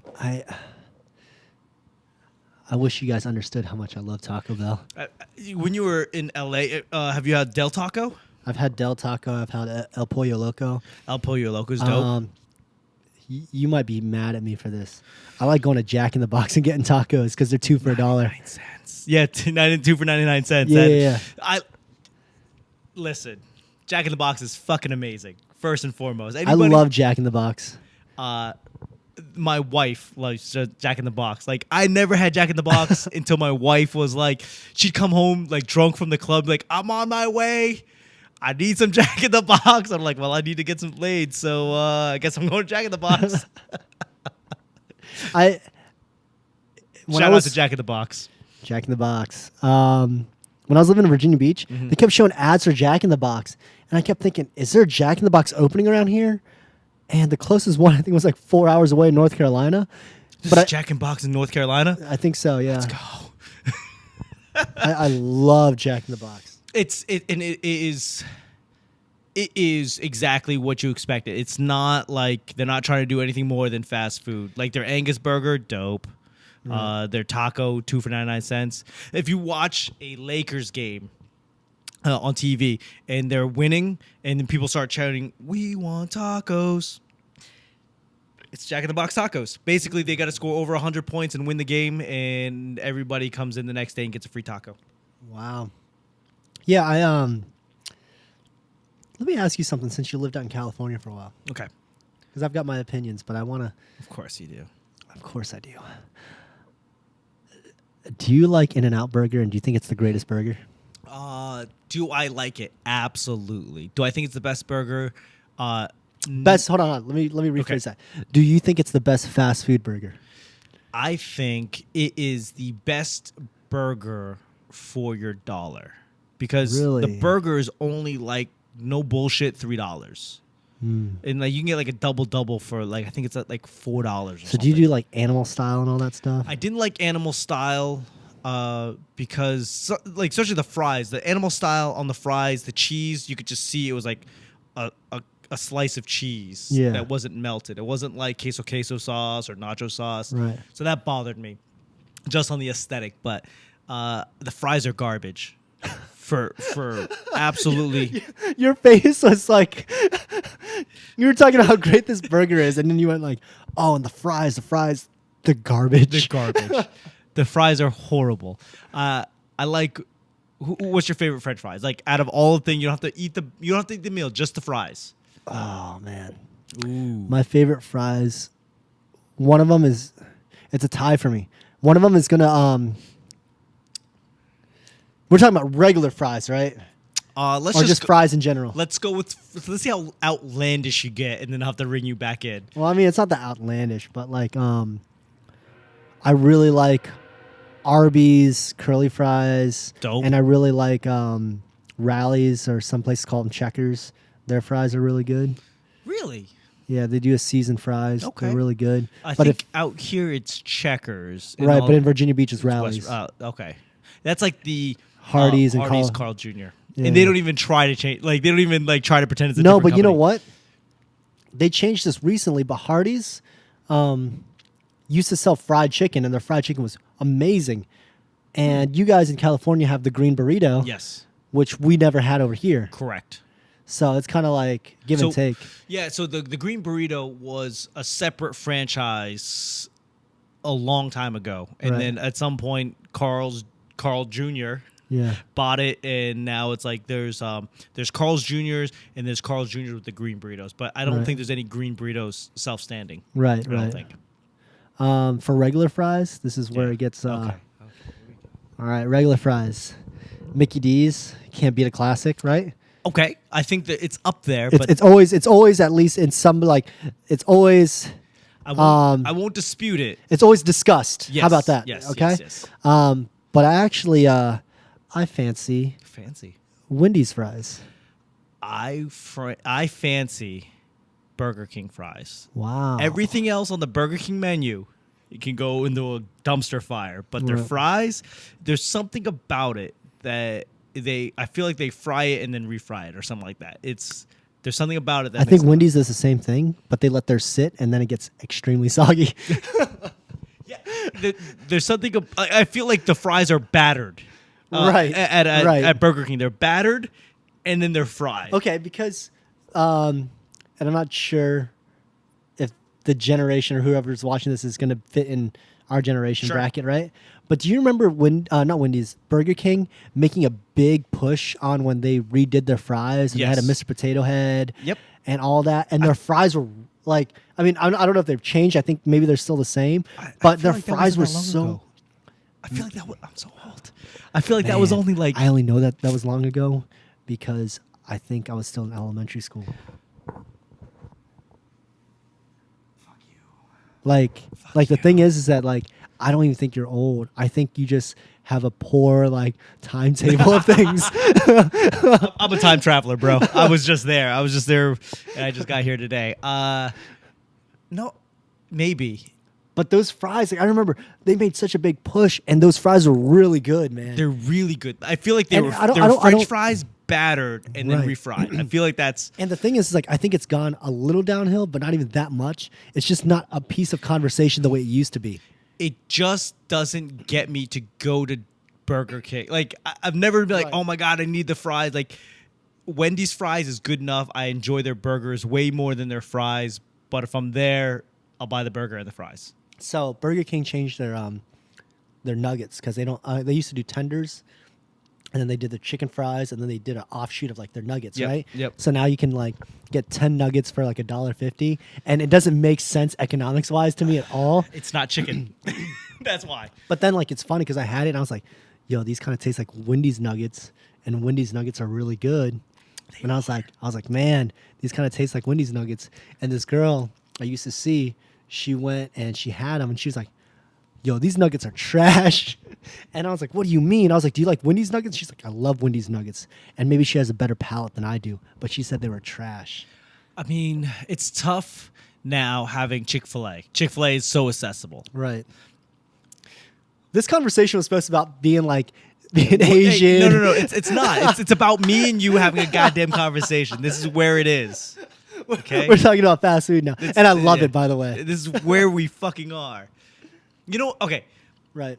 What I find strange about this DMV area coming from LA is that there's only one Lee's sandwiches. And it's not good. It's not bad, but it's not good. It's not. The coffee's good. The coffee's amazing. Like Right. that is how Vietnam won the war. They're staying up the whole time. They say the whole time. They're just, like a crackhead. They're just like, oh my god, what are we gonna do? I don't know. Let's dig holes. Let's dig holes. We're digging holes. And they just dug holes. Like it was. If you've never had Vietnamese coffee, and you have shit to do, get yourself down to Lee's and Falls Church. Don't even get a Red Bull. No 5-hour energy drink. That Adderall isn't gonna help you. Not at all. Not at all. Like I make myself Vietnamese coffee every Right. morning, and that's cool. Oh, really? I do. Wow. But- how do you do it though? What coffee grinds do you use? Dumont. yeah. Café Dumont, which is French. You're welcome. It's from Louisiana. No worries. Café Dumont. No. I used to run a Vietnamese restaurant, and they had a special blend. Ooh. And it was all they did was just take two different coffees and combine it together. It was Café Dumont, and I can't remember. There's a Vietnamese coffee brand that's pretty notable, and they just mix the two together. I was trying to find the blue label, but you can't get the blue label Café Dumont out here. Oh, I mean, I've looked. I can't find it. I don't even know what you're talking about. That's fine. No worries. Ooh, you know something. Don't worry about it. Don't worry about it. It's fine. No big deal. But no, I make it for myself every day. So I should have a tolerance. But I'll go out to Falls Church, which is 45 minutes from here, and wired. It's a completely different experience. Yeah, I thought about bringing that into my office, but They're not ready. yes, that's true. But I'm afraid that they'll be like, "Can you make me one day?" Like, yeah, no problem. It's no big deal. First off, it takes forever to make because it's that drip filter, right? I cheat, and maybe that's the issue. You do an espresso shot, don't you?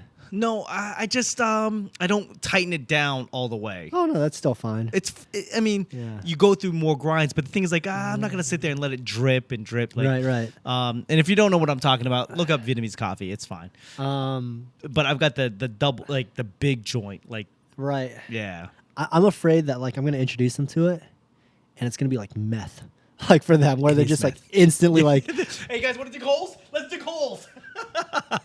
We got a war to win. Like whoa. I went with some friends to Richmond. There's this this Vietnamese restaurant it's really good. It's pretty good. What's it called? It's Mekong. Shout out But- to Mekong. Holla at your Mekong. Isn't that a river in Thailand? No, it's in Vietnam. Okay. Maybe. Mekong.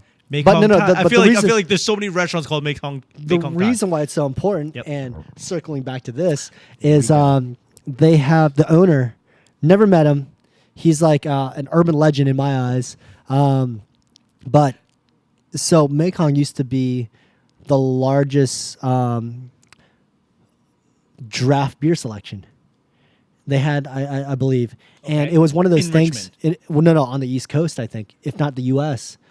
I feel like No, that- it's really crazy as far as like craft beer. Like, Okay. it was to the point where when I ran the restaurant, they're like, "Oh, you're a Vietnamese restaurant. Have you been to Mekong?" I was like, "No, I haven't." Like, it's in Richmond. It's an hour and a half away. You should go. Okay. I was like, "All right," and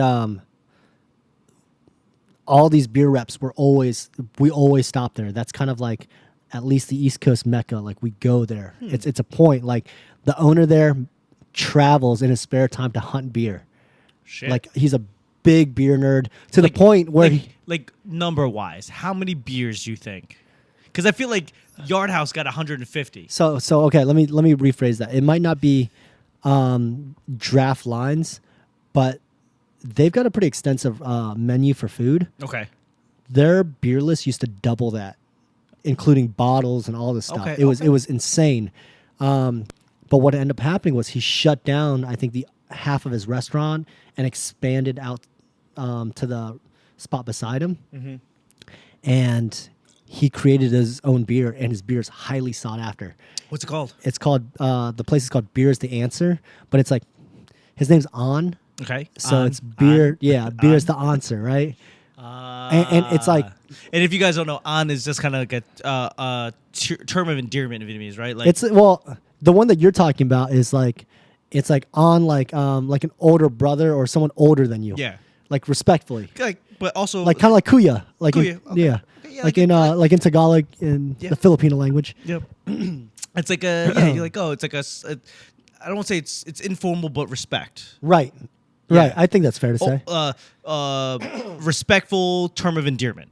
Exactly. Yeah, because I think I've heard some girls call their boyfriends Right. on. Which, sure. Yeah. So, but this guy it's just I think an. So it's not like that. It's his name. Right. Right. Got it. Okay, so there's a name on, Right. and then there's a on, which is Right. I don't know. Fuck. But anyways, his beer is amazing. And I'm sorry, one more time. The name of his beer, do you know? Beer is the answer. Or answer. Oh, beer So like is the answer. people just call it the answer. Okay. Check it out. So when I go to Richmond, I grab a bunch of them. I'll have to check it out. I just looked it up. The Mekong River basically flows through Thailand, majority through Thailand, but it separates Thailand from Laos. Uh-huh. And it doesn't look like it really goes through Vietnam. Awesome. So I have no idea. Oh, maybe it does. Maybe it goes at the bottom, goes all the way through Phnom Penh. Okay. But that's Cambodia. All right. Okay. So yeah, whatever. Well, Well, I mean, I don't know. Fuck. On that note, really good beer. So okay. So tell me about you. A guitarist, singer. You've done some things. You've been some places. You've sang some songs. Sang songs, been places, hung out, just having a good time. What's your accomplishment? Come on, drop your balls a little bit. Um, Biggest accomplishment. What would people know you from? People don't know me from anything, but if I were to speak about the things that were most pivotal in my life, right? I like how he prefaces it. All right. I'm trying to get him out of his shell a little bit. A little bit. I was told that. No, don't tell me. Don't tell me what you're told. Tell me what you right. need to tell me. So I would say my biggest accomplishment was when what I felt was I was putting my foot down. This was going to be the end of my music career. I just kind of settled. I did, and it's tough. Okay. Don't make me say it. No. I'll say it, but I'm just saying, like, this was what I was like mentally thinking at the time. But my most proud moment was playing in my hometown of Virginia Beach at the Virginia Beach Amphitheater. I think it's called something else now, like home something. Anyways, that's irrelevant. It's the amphitheater in Virginia Beach still. The one out there. Right. I played to a sold-out crowd of 20,000 people. I got to be No Malice's music director, and Which is from? No Malice is he and his brother Pusha T, who is doing a lot of great things with his music. They were in a duo called Clips. Clips was this rap group that just crushed it in the early 2000s. It was they made a song called Grinding that was basically the lunchroom anthem. The beat was infectious. It was produced by the Neptunes, which is Pharrell and Chad Hugo. Pusha T's last 2 albums were freaking fire. Yeah. Like, yeah. He's playing it off, but he was their guitarist. Yeah, so like when I toured with them, I was their personal assistant, and then when Malice started doing like more solo stuff, I started working with him a little bit more hands-on. He's still one of my boys and everything like that. Virginia Beach stand up. Yep, 757. Allen Iverson. Yeah, bad news. He's from Newport News. They call it bad news out there. Shout out to Kazi's. Let's see. Comedy Club. There's a lot of stuff out. Like there's a lot of talent that comes out of like name some shit. So I mean, obviously you So look Clips. like you look like Pharrell. You got the Pharrell starter kit. All right. I guess you ain't wrong though. Like I would dispute, but I stayed correct. No, obviously Pharrell. You got Timbaland. You Okay. know, Missy Elliott. Yep. I Genuine. don't know. Is Genuine out there? I know he was produced, but you know, you got this indie band that I worked for a while called May. They did a lot of great stuff. They toured with Weezer and Foo Fighters and stuff like that. Cam Chancellor. The football player. Right. Yeah. Right. We're going through all the time because you mentioned AI and everything. Let me explain that real quick. Alonzo Mourning. Oh shit! One Kidney Morning. And his son who plays for Georgetown right now. Oh really? Yeah. Oh, I didn't know he played. Alonzo Jr. Plays for. He's coming along. He's no Alonzo Mourning, but Right. he is Alonzo Mourning. Yeah. Bruce Smith. Running back. Rams? Shoot, I forget what position he played.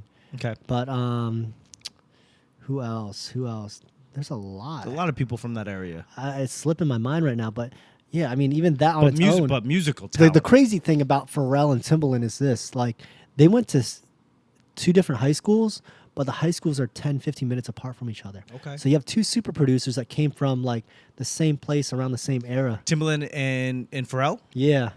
Well, Pharrell and Chad Hugo. I mean, Yeah. they were a duo at the time and everything like that. Shout out to Chad Hugo. Yeah. Filipino. Hey. He got the key to the city. Oh shit. This a couple months ago. Okay. Yeah. Finally. Yeah. He's a character, man. Chad or Yeah. Pharrell? Chad. He's I- cool. He's really cool, but he's a character. I've never met him. He's one of the oddest guys I've ever met.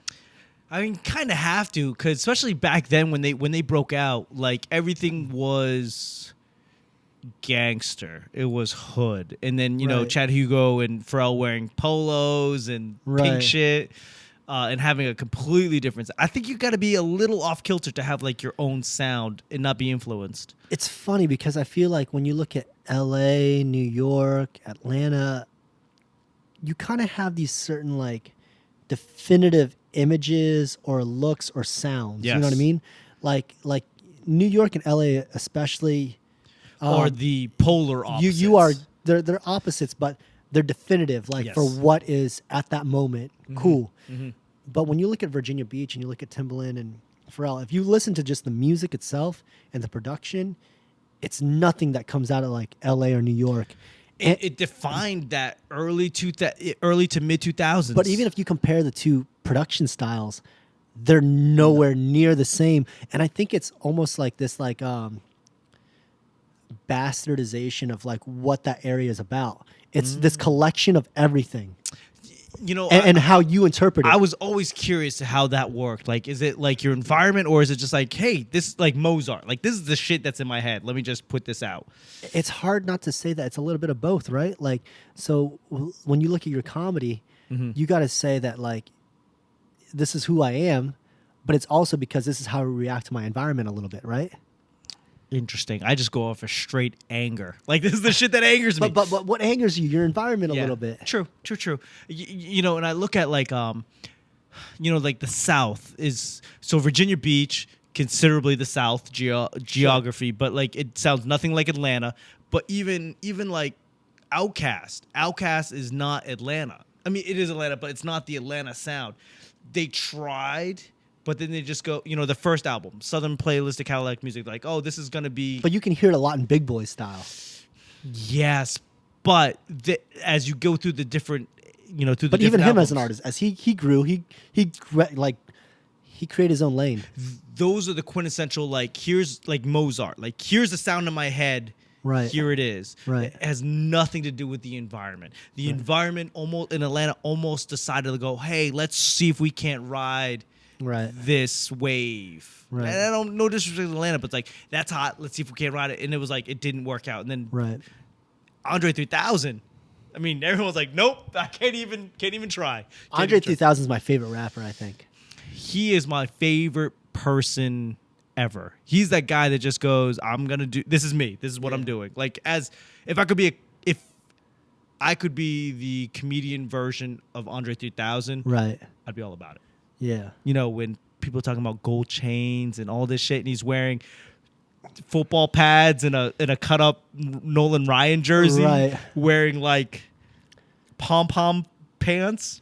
I can tell you the very first time I found out what they look like, I was in 7th grade. I was watching the American Music Awards, and he came out in a blonde wig, and I think he was wearing a jetpack.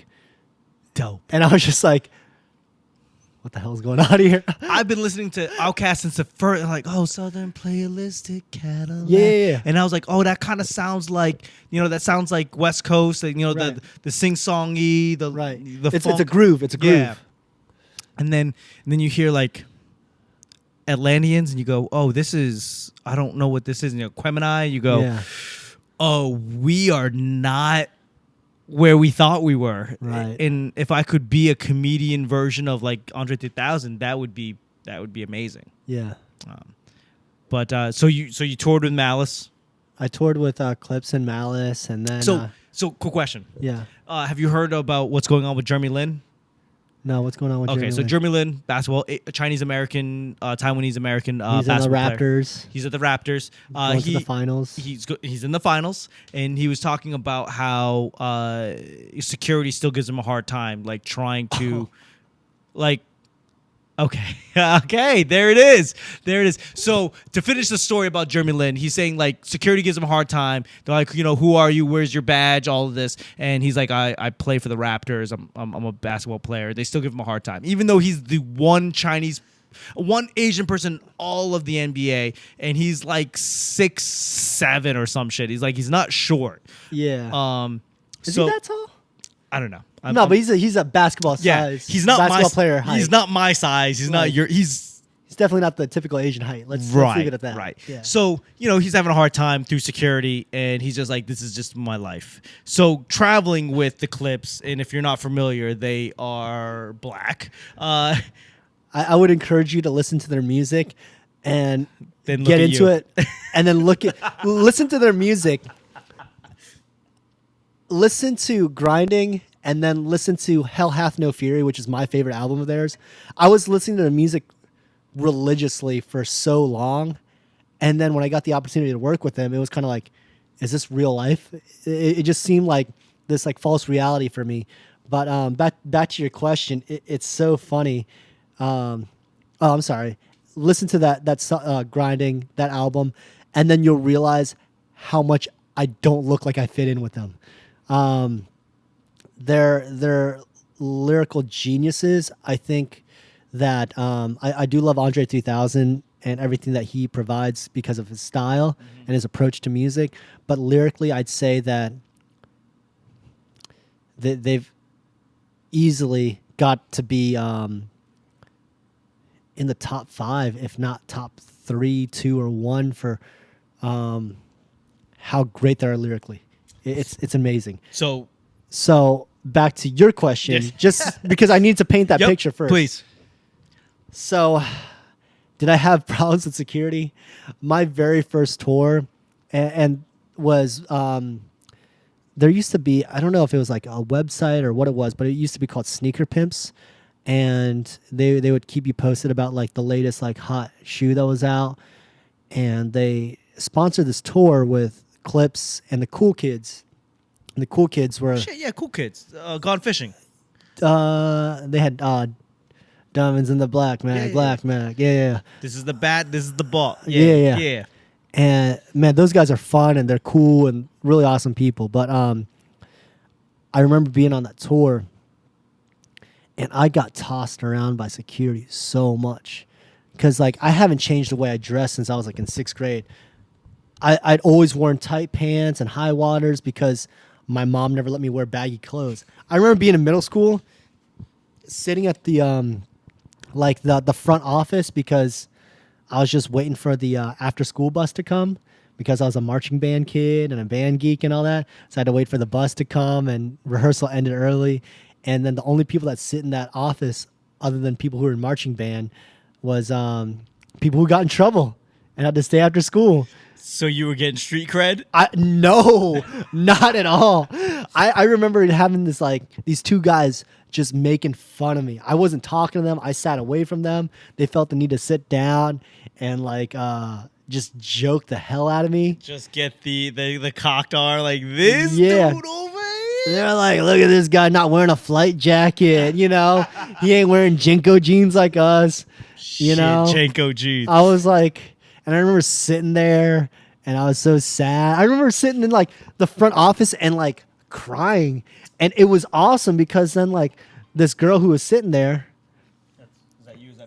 I think that was you. Okay, cool. But this girl that was sitting there was like, stop making fun of him, blah, blah, blah. And she gave me a hug. And I was like, oh my gosh, this is the first time I got an unsolicited, I got an unsolicited hug from a girl. What's up? We go together now, girl. But like, anyway, so yeah, you know, I was wearing tight pants when I think people were just starting to wear like tighter clothes. I dressed like a skater and all that. And I had this like really like tiny backpack and just was standing next to them because they asked me to, I was their personal assistant at the time. And they asked me to like film behind the scenes footage stuff. Makes sense. And I would just like film whatever was going on and chop up clips and send it to the label. But it was so crazy because I remember, I think we were on I forget if this was a 3-week tour or like a full month, but on my last day of tour, I was so tired and so exhausted. Like, I was just so spent. And you guys don't get it. Like, when you're on the road, you're not around family. Just get up and go. It's like new hotel. Don't even unpack.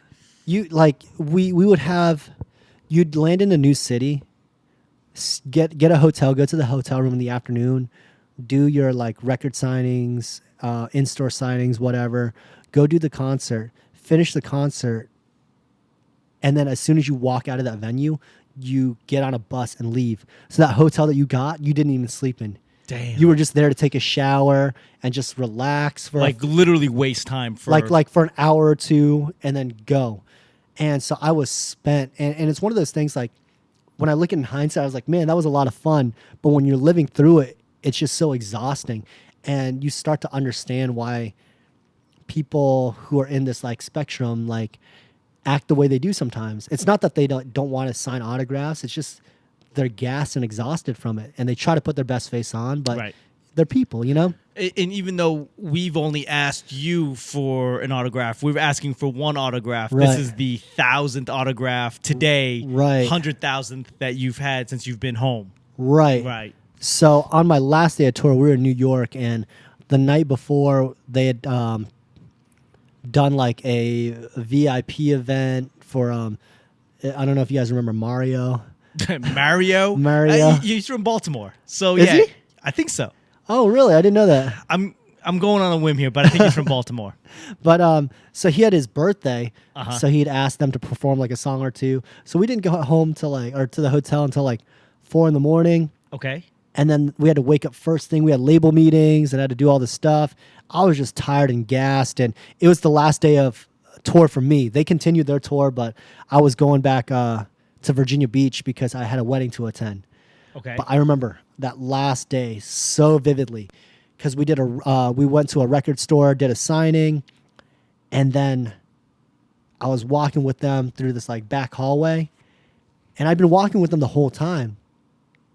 And randomly, security, like, as I'm walking sideways, like profile shot to him, picks my backpack strap up, picks me up. And mind you, like, I'm skinny now. I weighed 20 pounds less back then. Oof. So they picked me up and slammed me against the wall. And the thing that I was mad about was when they did that, I almost dropped the camera that they paid for. I would have dropped the camera. This camera was like $1,500. I would have dropped it. And I remember like leaning forward and like reaching out and grabbing it and just having to like getting it in time, right? Right. And they continued to walk a few steps because they hadn't noticed. And then the road manager, E, who was this like really, really big black dude, right? Turns around and is like, hey man, let go of our assistant. He's with us. What are you doing? Blah, blah, blah. And security, who was also a big black man, was like, oh, my bad, blah, blah, blah. But he didn't seem like very sincere about it. He was just kind of like, hey, I'm doing my job. Right. Just whatever, you know? I would have broke the camera. Hold up. I So would have broke the camera and be like, ah. I remember getting like so mad because it was like the straw that broke the camel's back, you know? And I remember snapping. I was like, yo, let go of me. Who do you think you are? You don't do that kind of stuff without asking questions. And don't call me Oriental. That's how you describe your rugs and your ramen. And like, I was so pissed off. And I was like, I like act real cool. Like I brushed myself off and I was like, yo, let's go. Like, I remember like they looked at me like, I'm known as like the nice dude, the cool guy that was just like always calm and like, you know, I didn't complain much. And they're like, whoa. Tunon's got a little attitude to him, you know, like he just said, let's go, then let's go, you know, like let's go. Let's get out of here. So we're walking probably like, I don't know, 7-8 steps down. And then Malice turns to me. He goes, yo, he never called you Oriental. And I was like, I know, man. Just keep going. Just keep going. I said go. Sometimes you gotta lay that shit on. But it was just so funny because I remember like Push laughing and all this stuff. And yo, Push is a serious dude. Really? Like me and Malice, like that's I'm my your boy. Pusha. Like me and Malice joke around all the time. That's who I used to go to lunch with. Even when I lived in Virginia Beach, we'd hang out like on the reg. Me and him, we talk still to this day, like around once a week or something like that. But Push is a serious dude. Really? He is. Well, I guess I feel like what he says, like, because with that Drake beef, Yeah. like I felt like, oh, he's not selling records. Yeah, no, I'm not gonna get into it, but Right. he's doing his thing. He's doing his thing. No, that's exactly what I mean. Yeah. Like I feel like, you know, sometimes you go, oh, this dude's selling records. I get it. Okay, it's like professional wrestling. But when I listened to some of his interviews, I was like, oh, I fear for Drake. I will. You don't have to comment. No. I'll leave it with this one story because Malice loves it when I tell this story because it's just so funny, but it also sets the precedent of like why I have so much respect and admiration for him. Okay. Because he is a good guy. Mm-hmm. Like every single time I see him, he's like, "Oh, yo, what's up, Tunon? Like, how you been? Like, Dope. How you doing?" Like, he doesn't act fresh with me. Okay. Like, you know, like That's awesome. we work together. You know what I mean? I worked more for his brother, but he's always treated me with respect once he felt that I earned it. Good. Right? So the thing was, it's not like he gives you respect, but not the way that most people would. Okay. He's like, I know you're here. You're with us. You're taken care of. That's it. Yeah, you family. Like in a way, you family. Right. But it's extended family. Yeah. He's not treating you like family. He's treating you as extended family. Like, you're with us. Yep. We're good. Yep. So on my first day of tour, we did a show, but it was like one of those like really quick. We got off the plane. I was actually meeting them. They were coming from LA. I was coming from Norfolk, Virginia. Okay. And so we flew into Denver and we did a show in Boulder, hopped on a bus immediately, went out right after the show. And then it was crazy because I woke up at 7 a.m. I heard like the TV in the front of the bus. So like the way the bus is set up in the front, there's a lounge area. Okay. So like there's a driver, then there's like a big stretch of a lounge area. Then in the middle, there's like a few bunks for you to sleep in. And then at the back of the bus, there's like another lounge, but it's in like a U shape with like TVs, video games, and all that stuff. So I woke up from the bunk. How many people in this bus? Ballpark. Oh, dude, it was no one. It was the driver, Malice, Push, me. They had Ab Liva there because that's their boy from Philly who was like featuring a couple songs. Their DJ, and then the road manager. So And 7 you. people altogether. 8, you being you. Did I forget if I named me? So 8, yeah. Okay. So it's no one. Right. It's no one. And they didn't tour with merch or any of that, so there's like nothing to really carry on. There's no one on this bus really. It's very spacious. And I remember waking up at 7 a.m. and like thinking, oh, everyone was still asleep, and I was like, I heard the TV, got out of my bunk, pulled the curtain, saw that Push was sitting there. I was like, oh, cool. Like, I love Push, like, and his lyrics and everything. Like, this is a good time for me to talk to him because I'd already worked with Malice for about like a month or two at this point. And I wasn't even originally supposed to go on tour. I was filling in for someone else. Okay. Like, they had a videographer, Uh-huh. but the videographer had to bail for personal reasons. So they're like, we're only shooting behind the scenes stuff. Come on tour with us. Okay. So, like, I went up to the front, and Push was sitting on, like, you know, it's kind of, I don't know how to explain it. It's like how your chair's set up. 2 chairs like this, Okay. right? So imagine another chair on this side. Facing me. Right. Okay. So there was a TV. Push is sitting where you're sitting. Maybe in the corner, kind of lounging back a little bit. The TV's in the corner right Okay. here. And I'm sitting there, and I'm like, I sit on the other side. Right here. Right. And I'm thinking, okay, this is a good time for me to introduce myself, talk a little bit more, and see what's up. And he's watching a documentary on Pablo Escobar. Okay. I don't know how long he's been up, but I know for a fact. But also his name is Pusha T. I'm your Pusha. Right. And he's watching Pablo Escobar. I know for a fact it's 7 a.m. He looks wide awake, by the way. Okay. So he's sitting there lounging, watching this documentary. Behind, right. Okay. Turned away from like my view. I sit down across from him, and I start watching the documentary, and I can instantly feel his eyes burning on me as soon as I sit down. And then I sit there for a good like minute or two, and I look over at him. I'm like, "Hey, what's up, man?" And he doesn't say anything. But he's staring at you. But he's still staring at me. He doesn't blink. And I'm like, all right. So we look back at the TV. I look back at the TV. And I can still, I'm still feeling his eyes burn on me. Mm-hmm. And I think there's no way he can continue this. I test it. You're going to wait it out. I just waited out. Uh-huh. And it felt like forever, but it was like about 5 minutes. Okay. Because I remember not even a commercial break. I remember going through like a whole section of like Pablo Escobar's life, and like I'm sitting there and I'm like, all right, I'm gonna look back over to him, and I'm like, hey man, what's going on? And the first thing he ever said to me was, what he goes, why are you significant to me? Oh shit. He didn't ask who I was. That is a profound question. I like that question. Verbatim was, why are you significant to me? That is amazing. Like, I'm 20 years old at this time. Yep. And I look over, I'm like, oh, well, like I've been working with your brother, and he asked me to go on tour because this person couldn't come along, and anything you need, like anything that I help your brother out with, I'm down to help you out with. And he said, no. Why are you significant to me? Ooh. And I said, all right, man, well, it was good talking to you. And I just go back to my bunk. And I lay there for a good hour before anyone else wakes up. Just waiting for other people to wake up. And then, but like, it's crazy because like me and Malice are still tight. And he was like, yeah, like my brothers always have the highest level of respect for you. And, whenever I talk to him and when I see him out, he always looks out for me, makes sure that, like, I'm in good standing with everything. And it's really cool. Like, he did a concert back, I want to say, like, 7-8 months ago.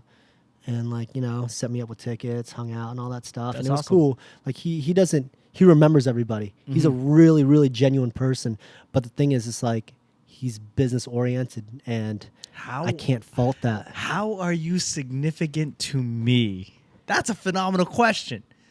Like from a business standpoint, right? Like like who are you is not relevant to me. It's just a crazy thing because like you're thinking like I know when I look at like the picture and how it was painted all around, I'm like, okay, yeah, I wasn't supposed to go on tour. I know your brother asked me to go on here, and it's all cool. And for that to be your first question, it says a lot because like when the Drake situation happened, it didn't surprise me one bit. Knowing who he is, right. It didn't surprise me one bit. I put up actually a Facebook post that joked about like another interaction where I was like, there's this one time when I was on tour. And like Pusha T like joked me for how tight my pants were, and I was like, from that day on, I knew never to like mess with him and everything like that. Right. Like, just kind of like making a lighthearted comment, but that happened, and I remember how hurt my feelings were, like straight up. Like I don't know why, but his words cut like a knife. Because I think. Because he's that dude. Like I can see. Like don't get me wrong. I've never met him. I've seen enough interviews where you just sit there and go, like, he could be joking, but he says it in a way that's like, I hurt. Like, fuck, stop talking. I remember one time I made him laugh about something really stupid, right? And I was like, "Oh, I did good. I did good today. Good night, guys. I did good today." I'm gonna never show up ever. I again. don't fear any man really. You know, like there's people that like, you know, you don't really want to mess with any, you know. And it's not that I fear him, but like in regards to that, but it's just kind of like I'd never been so shook off of like a first initial reaction. There's people that are big and scary. Big and scary doesn't scare me. Right, but just that interaction. Yeah, but no, Why are you significant? I think that is a phenomenal question. Like, I think that's such a profound question. It's like I don't care what you do. I don't care where you've been. I don't care how. Like you sitting here on the tour bus. I don't care that. Like, what's not? I don't want to say what's in it for me because that's not that's right. But it's like, how do you fit into my life? Right. And that is not. I don't think that's a question that's asked enough. And it's an unfair question. I don't want to make it seem like this guy was like a jerk or anything because he wasn't. Right, but no, and I think that is the most valid. Like, I don't want your resume, right? I don't want what you bring to the table. How I want you to figure out pitch me on how you fit into my life. Right.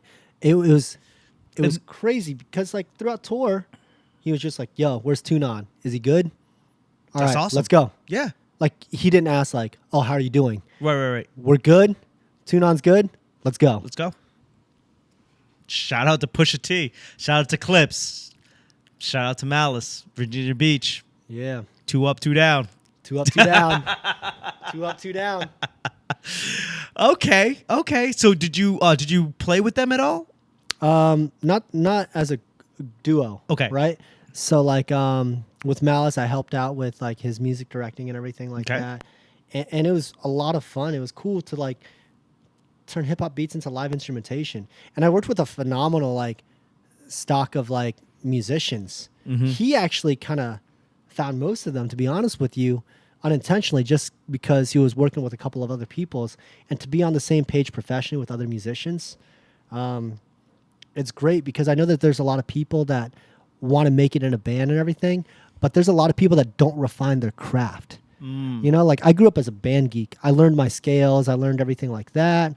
Right. And then there's just people that want to be YouTube stars, and I'm not knocking them. Like, but if you're going to do that, refine your craft. Yeah. Like, Yep. like be very articulate and meticulous about what you do. I learned how to play ukulele.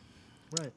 Not well. I can play songs. Right. But that's because I taught myself Right. how to play songs. Not scales, not theory, not like if you go, "Hey, can you do the?" I can't. Right. You want to play But I this mean, song? if you get lucky with it, I'm not knocking you either, because obviously you're talented enough to get your thing out. But It's I'm all saying, by ear. just if you want to be in that caliber, Yeah. you know, Yeah. Oh, I gotta step out real quick. you going pee? A little bit. Okay. Breaking a seal. It's fine. It's fine. Go for it.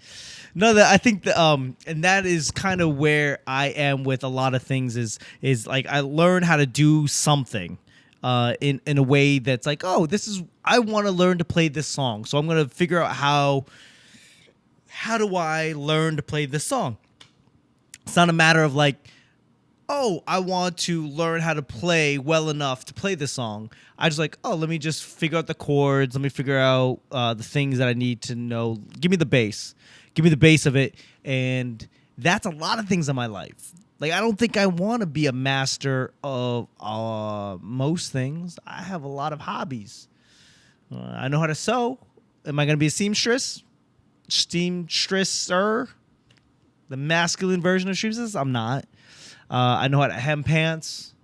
I know how to like put some shit together, but that's about it.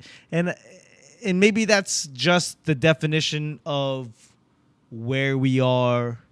Is like, oh, I just want to be able to accomplish XYZ tasks, but I don't want to master it. And I think that's kind of both an attention span thing for me, where it's like, let me just. It's it's an infatuation that just needs to be. Yeah, that. Few beers in, we're fine. We're fine. What are we? An hour and 54 minutes. Hey. So, yeah, I learned how to play ukulele, and just enough to go. I don't want to do this. I don't want to be good at it. I just want to be good at this one very specific portion of it. And I'm sure it shows because I didn't learn it well enough to know, like, oh, you're not actually good at it. It doesn't sound good. It just sounds like you're mimicking sounds. You go, yeah, that sounds about right. I don't think I want to, I don't want to be a master of it. I want to master comedy. I want to master the business of it, and I want to master the art of it. But when it comes to playing instruments, it's like, let me just impress some people. That's not the way to go about things, unless you just want to impress people. How are you? I'm well. You know what? If you're watching this video, you should go back to the beginning of this and see how not red I am. No, we're both red. That's fine. I'm warm. Are you warm? I'm good. Okay, I'm warm. But You want to play some music? I can. Yeah, let's play a little music. Let's see. Oh, and There was a guitar on the side. Yeah. I did look it up. Mario is from Baltimore. Wow. You know who else is from that area? Drew Hill. Cisco. Oh yeah, Drew Hill. You Yeah. I was saying Cisco. There is a place in Baltimore called Druid Hill. Oh. Yeah, that's how they got Druid Hill. Druid. Druid. Yeah, like the Yeah. Drew for short. So this is how I met him. We did an event at the Block in Virginia, Yeah, that place is cool. which is like the spot, It's like the spot, but in Virginia. but in Virginia. Well, the block came first. Not here to cut that up, but I was impressed, and I was like, I like you as a friend. Can you give us a little bit of clips? Maybe not. I don't know. No, You could probably. No. I could play the riffs, but We're literally 2 hours in. Like I don't. 2 hours in. Oh I don't know where we're going with this. What do you got for us? You know, it's funny. I had an idea of what to play. I was gonna play something original, but I feel like because this is like the first time we're doing something. No, play original. Fuck No. I We're don't 2 want hours in. If they're still here, They're still here. They're still here. They're not leaving.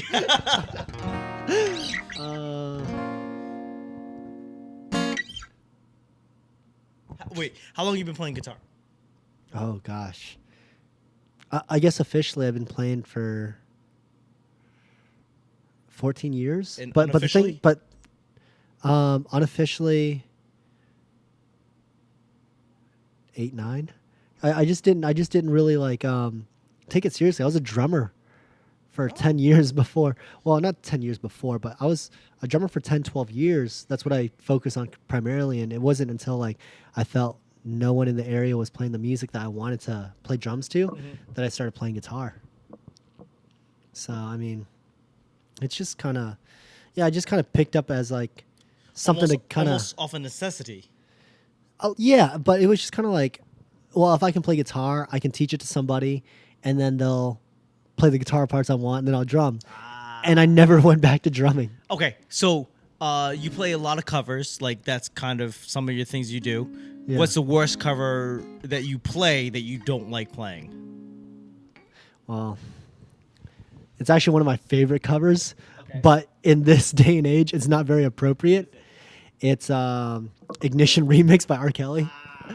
You know, like it's a little tough. Yep. Yeah, it's a little tough given the dynamics of what it is. Because I used to open my shows with that because I'd play a lot of weekend shows and bar shows and everything like that, and people would really vibe out and get like really excited about that stuff. You know? I got to work on this on the stand. No, this is still good. But like, it's just kind of one of those things where it's like, Bummer, like It's bummer in the sense that like I can't play the song. It's unfortunate. Rightfully so Yeah. because of what. He's a monster. Right. And it's unfortunate because, artists on one side are just damaged people on the other. It's crazy. I think people forget that sometimes. Yeah, I mean, in order to be a good producer of things, like, you lack somewhere else. Maybe you don't have to be a monster, but I mean, as a comedian, look at some of the great comedians. They're flawed humans. Yeah, it's weird because you're doing this all as a form of expression, and then now it has to be a business model, right? Yep. So I don't know. Well, that got Yeah. got sad real quick. What do you got for us? all right.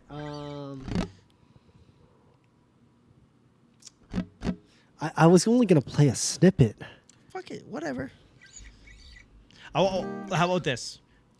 Play a fan favorite cover, and then play something original. I'm challenging him. He was gonna have the guitar the whole time, but he's like, "No, I want to talk about being me." Okay, maybe next time. Maybe next time we'll have you just sing the whole time. All right.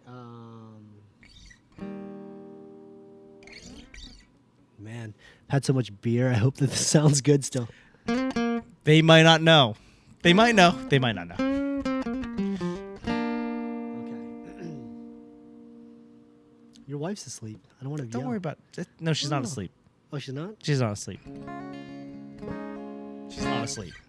Okay. And she's Filipino, so if you play a cover, she's probably singing to herself in there. Okay. She has a microphone not plugged into anything. I just got really shy all of a sudden. I'm sorry. Oh. You could hear his balls go back into him.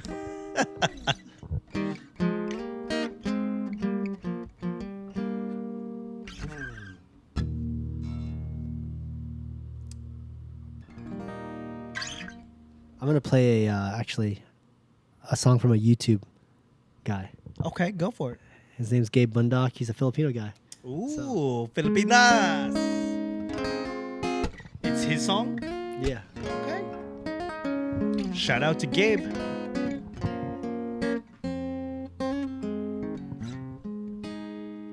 You run your fingers across my lips. No, I've never felt like this before. No, no, no, no. And I know I'm young, but I know love. And I know I'd know an angel if I saw one. But I know very well, gentlemen don't kiss and tell. I promise I won't tell the world. If you say you want to be my girl, in your own words.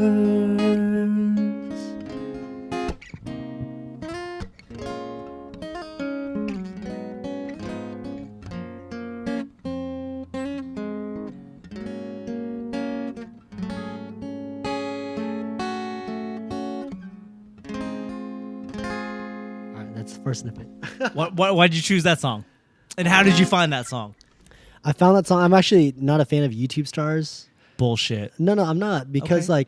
I don't think there's anything wrong, but I just feel like it's just so like it wasn't a stereotype, but it became kind of a stereotype for like Asian people to go on YouTube, do covers, and then get discovered. But it's not that I don't like them as artists. I just felt like it became an unofficial way of setting a glass ceiling on yourself, right? Okay. Because there's a lot of talented YouTube stars. And they're very great at playing guitar and singing and doing all these things, but they never blow it up big. And it's because I mean, so you have a few stories of people doing it. Yeah. So my thought is this: like, so as an acting background, one of the actors that was kind of one of my mentors, he was like, I mean, do you want to make, like, if you can make more money acting Right. than you would be making at Best Buy. Right. Like that's called a working actor. Like you're making a Absolutely. living. So the thing is, like, if you go around and people come to see you, and you do covers, 50% covers, 50% Right. your own music, you sell your own CDs, like, and you make more than what you would working at Best Buy. Isn't that kind of the dream? I'm not faulting them for doing what they do, by any means. I'm not saying it's a wrong path. I just think like it just sucks to see like when you go down that route to have that ceiling hit you, and it's like I don't really know what the dynamic and what the justification is for it, because I don't think it's on the artists. I think it's on the expectation of whatever that the other side is. You know what I mean? Like you Yeah. see your Tori Kelly, you see your Justin Bieber. But you don't see a lot of these and a lot of the ones that get really popular for their covers, like even Gabe Bundock and everything like that. And I don't know if it's like a situation thing, but I know AJ Raphael got really, really popular, but he hit a plateau in it. You know what I mean? But I feel like AJ Raphael and shout out to my favorite YouTube star ever, Kina Grannis. I feel like people will show up to their shit and they could not play any music and people would be just happy to be. Oh yeah. But I think it's unfair to them because they don't get elevated on a higher platform, and I think they're deserving of it. It's not knocking them for what they've done or what route they've chosen, because to be fair, and let's admit it, they would be them doing the YouTube stuff elevates them to a level that they might not have gotten. I don't think most of them would get to that. Like the best that they'd be getting at is Right. basically playing the back room of TGI Fridays on a Friday yeah. night and barely making ends meet to the point. I love Melissa Polliner, Mhm. and I wish that I think she's got some of the best songwriting I've ever heard, and I wish it was a little bit better for her. You know? I think that as a comic, I try to look at it as a comic. It's like I don't see a downside, but then again, I'm not doing Chris Rock's material, and people aren't coming to see me do Chris Rock's material. So I guess I can sort of understand, Right. but I feel like getting on the radar is better than Not anything at all. Yeah. Because you're still doing the work. Do I want to have a sellout bar show? Or do I want to work on the Metro? Right. I feel like I'd rather have a sellout show. I'm not faulting them for it at all. I wish the parameters were different, because I think, and this might be like a, I remember there was one point, and I didn't mean to smack my lips during that thing, so if that picks it up, sorry. There was an instance where I felt like, I was going to really do it, but Asian people weren't marketable in the eyes of that stuff. And I know that's another conversation. And I don't mean to open up that can of worms, but Too late. I just feel like when YouTube existed and that following became a thing, I felt like you were just kind of typecasting a little bit. So this is for you guys. This is sort of why I really wanted to do this, because having this conversation is like we're shifting from the typecast to the pigeonholing to the attention span, and I really think like where you can draw attention is where you can draw a crowd, and this is like people like you, they like your story, they like your stories, they like where you're from, all of these things, and their music, they can like that as well, but it's more of a biography than a product, Right. Yeah, I can dig that. Yeah, and as a comic, that's the same thing. It's like I need people to come to see me for me, not because like, oh, it's a comedy club, it's a Friday, I've got nothing better to do. Like that business model is done. Right. So it's like, oh my God, Tunon is coming to town. He's coming to a town that's like an hour away. I'm gonna fucking get a babysitter and I'm gonna drive out there. And I think that's really where it is now, because even though we have got this, you can watch this interview, you can watch this podcast, but to be able to be in a room with only 300 other people, 400 other people, like that's a different experience. Like you're paying the $20 cover charge for that. And I think that's kind of different than where we're used to. So people want to see you. They want to hear your music. Sure, you give them a little bit of sweet. Here's a song you like. Here's a song you don't know. Here's a song you might have been familiar with. Here's a song that I wrote. Yeah. And I think things are changing a little bit. So where you can market doesn't matter. Where you can market, you're marketing you. Right. It's like, oh, I'm this weird, quirky little. No, you're you. Let's sell you. What else you got for us? All right, so after one sappy song, here's another. Do you have something? Do you have something original? Yeah. So this is going to be an original. Can they get this anywhere, or is this no? Yeah. So, this song is. I think it's really hard to find on YouTube. Okay. Because it's kind of an old song, and I don't know. Whenever I try to search it, it's kind of hard to find. But if you go to my fan page, which I never update, and hopefully that'll be revamped on Facebook and everything. If you just look up, I think it's facebook.com/TuneOnVuJams. So Spell the number that. 2, NONV as in Victor, U Jams, JAMS. You'll be able to find it. This song is called "To My Wife." I wrote it when I was Not married. 20, still not married. Very, very dry streak I've been going on.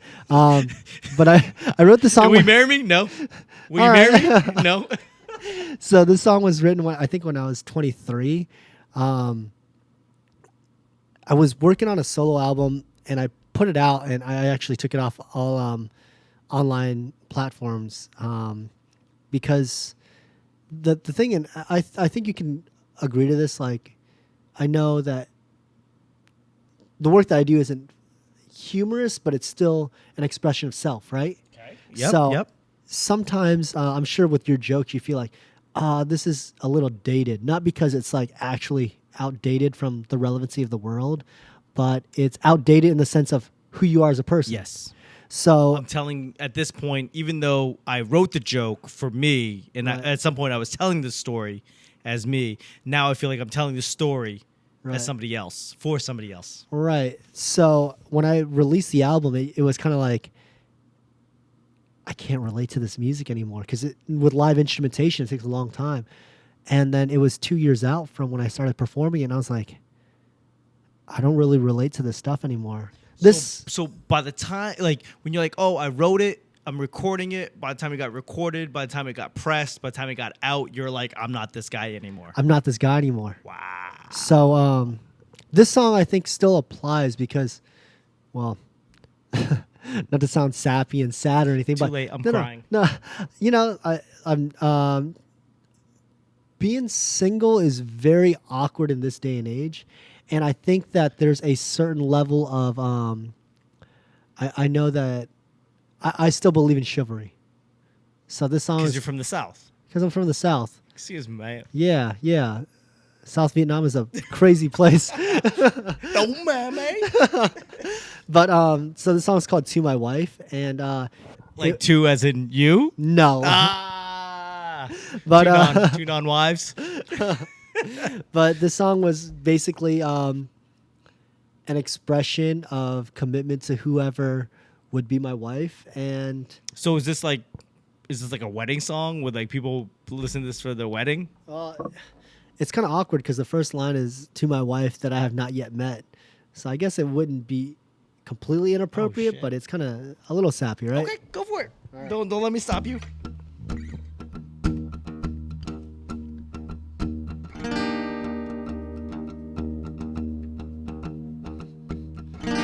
To my wife that I have not yet met, I'm growing up and taking proper steps to become the best man I can. I'm keeping promises to myself. You can't tempt me with nobody else. I'll be honest, I'll be true to you.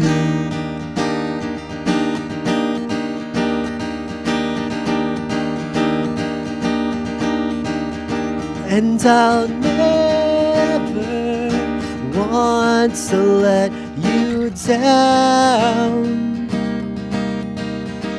And I never want to let you down.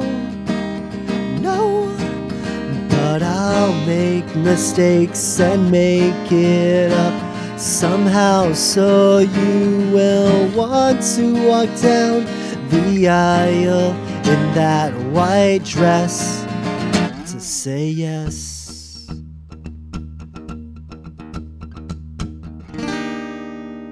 Thanks. Wow. How do they? Is this on iTunes? Where can I get this? No, I think the best way is to just go on my that Facebook page I said, Which is facebook.com/tunonvujams. the number two. Number 2 NONVU jams. And JAM JAMS. S. Okay. Yeah, and then just scroll down, find the music video, and watch it that way. Is that on YouTube? It's on YouTube. It's just hard to find. Just hashtag it. Like put a I hashtag should. on there. That's like something specific. That's not I used to hashtag everything ghost fart. okay. It's a Nick Swardson joke. Gotcha. Yeah, Nick you Swartzen. know what's funny is that I love that I said Nick Swardson. You're like, oh yeah, that makes sense. Yeah. No, it's one of those things like I like Nick Swartzen as a person. He's always like treated me as a person, which is all you can ask for. Oh, for you met Nick comedians. Swardson? Yeah, Oh. many times. And he's the thing with Nick Swartzen is like it was his brand of comedy is great when you're in college. Yeah, it's kind of talk about being dated. Yeah, and I love him because that's who he is. But like that's not who I am anymore. Right. You know when I met him, it's like. Yeah, like this, all of his shit makes sense, and now I'm like almost 40, and I think he is 40. Yeah, he's 40 plus. And you sit there and go like, I don't think I can hang anymore. Like it's not you, go do you, but I can't do it anymore. Well, it's like when you used to be like the rager in your group, and Yep. then like you get settled down and have kids, and it's like, yeah, that's not me. Except for when the blue moon comes out. I used to be the fun enforcer.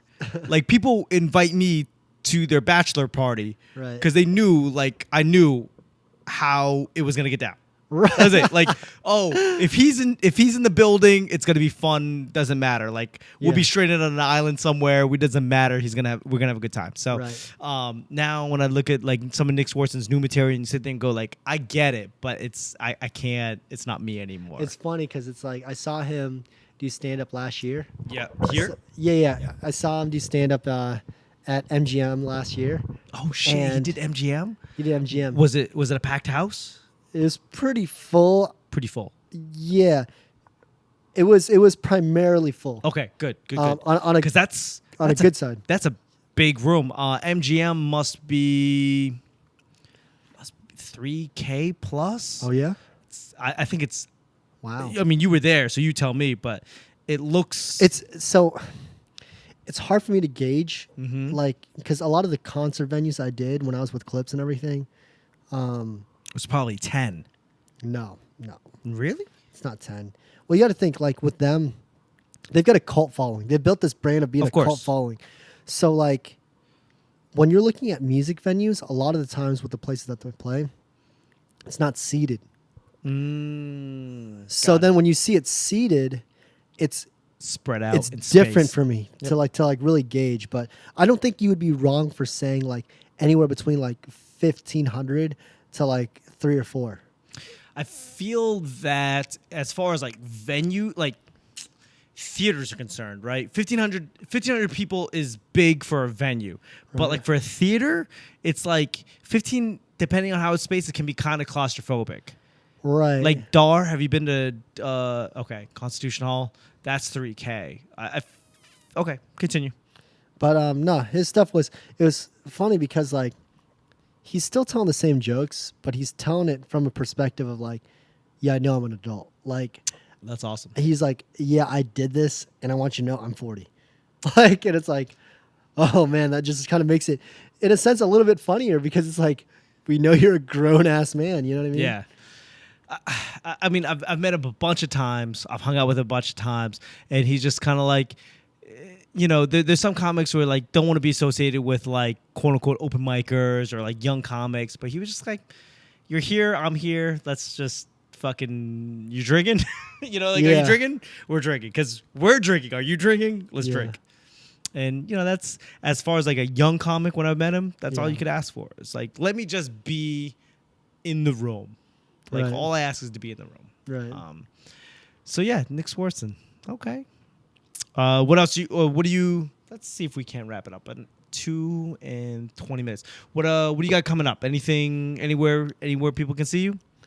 So I will be playing in DC at Seasons and Sessions June 21st. Okay. I haven't promoted it yet. We're just trying to wrap up some small details. It's all confirmed and everything. We're just trying to make sure logistically everything's good. Where's it at? Seasons and Sessions in Washington, D.C. Okay. In Adams Morgan. Okay. Oh, cool. Great place. Yep. I love playing there. It's a small hole-in-the-wall bar. I'm not even familiar with that. Oh, man. It's so great because, like, it's really the bartender's bar. Okay. It's nothing fancy, but it's where a lot of local bartenders go to hang out. Is that by Bird or is it on the other Songbird or is it on the other side? It's by Songbird. It's okay. I'd say it's maybe 8 shops down. Yeah, walking away from the Mickey D's. Okay, so past Mickey D's, past Songbird, past Madam's Organ. Okay, a couple of spots down. Yeah, the place is great. I love it. I'll have to check it out. Especially if you're there. Let me know the dates. I'll definitely hang out. Yeah. What else you got? Anything else? I'm working on some new music.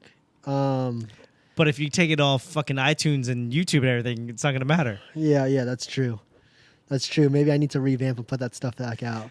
I think, as a comic, when I look at my material, it's like, yes, even though I'm not that person anymore, there's still people that are there, right? And it still speaks to those people, right? And I think that music is that thing that transcends. Like, I'm still listening to shit that, the people are dead and gone, but we're still listening to the music because for whatever reason I'm at that place that relates to me. So you don't play it, fine. I'm sure there's musicians that... It's funny, that song that I just played, I still get requests for it. I think that's and not in a derogatory term, but that is a 100% chick song where chicks go, right, I want a guy that sings that song. I had a girl come up to me after a show, and she's like, so you're definitely getting laid tonight, right? And I was like, what do you mean? She's like, you played that song. And I was like, I think it was a very genuine song. Are we fucking? I mean, right now it's just me and you. So if I'm getting laid, so you back? So yeah, we fucked. No, I'm just kidding. No, lie to me. I'm married. No. No, I think that music could be passive income. Yeah, where it's like it's on iTunes and sure, 5 people buy it every other month, whatever, but it's still passive income, Right. No, I agree. I think I've just always grown up, and we can save this for another conversation, but I think I just grew up with around a single mom, 3 sisters, and we were always taught in... Your dad wasn't around? He passed away when I was 7. So he got you here. Got me here, was in the States for like 5-6 years, and then passed away, right? And then so, yeah, to my dad, for sure. What's his name? Tuk Vu. Yeah. And so he goes, and it was just kind of one of those things where when he passed away, I think I grew up without a father figure, so it made me very sensitive, and I grew up in a very, you have to be modest about everything, which in this industry, in entertainment in general, you can't be modest. You Yeah. kind of have to get after yours. You can be modest to an extent, but you have to get after what you feel like you deserve. It's like that weird thing of like squeaky wheel gets the oil, but the nail that sticks out gets hammered. Yeah. It's like that weird thing. And in comedy, it's the same thing. Right. So I know you don't know, and I'm sure they don't know, but I own the domain asiankingofcomedy.com. Oh. Like straight up. Like I own it. Wow. Nobody owns it. So the weird thing is like that is way beyond what I think that I should be, but it's like it's marketing. It's Right. it's something that's like, hey, what's your website? asiankingofcomedy.com. It'll get you to, everyone remembers that shit. Yeah. It feels weird. But because that's the way I was raised. But you know what's funny is that like I sit there and I tell people all the time like, no, you got to get after yours. Like, if you feel like you deserve it, go get it. But I can't. It's easier to give somebody advice than take your own advice, right? So that's funny because we are here because I told you. I need to do this. Yeah. Yes. On that note, 2.5 hours. 2.5 hours. We have a lot to talk about. No, this is going to be something we do often. We'll refine it. We'll figure this out. Yeah. And then we'll figure out what makes best. Yeah, this So. is Game of Thrones. Okay, so before we get out of here, Tu Non Vu, how would one find you and spell it out? Follow me on IG, Instagram, at 2NONVU. That's TuNonVu. 2 as the number 2. Yes, 2 is the number 2. Tu Non Vu. And it's funny because I met him, I was like, oh, I guess he's not a Vu. He's 2 people that are not Vus. But then he's like, you're a fucking idiot. I'm like, you're right, I am. And But you got to plug your stuff too, man. Like, yeah, my Loy Lee Comedy, LOYLEE Comedy, at Instagram, Facebook, Twitter, Black Planet, wherever you are, I'm there. And you can find me. My podcast is Short, Pale, and Handsome, spelled out short, pale. it's great, and handsome. by the way. It's great. I love it. He said he listened to like 6 episodes, and I was like, and that's Asian to me. I'm just kind of like, oh shit, he knows everything about me. Fuck. But no, I enjoy it. It's every Monday, and what we're gonna do is we're gonna do this weekly, or at least try to do it weekly. He's gonna have more music for you because that's important, Yes. More music. and I will be less drunk. Probably not. No. Let's keep this going. I love it. But I appreciate you guys. Follow us, follow you, and I appreciate you. Put your comments below, like, subscribe, rate, and we'll talk to you later.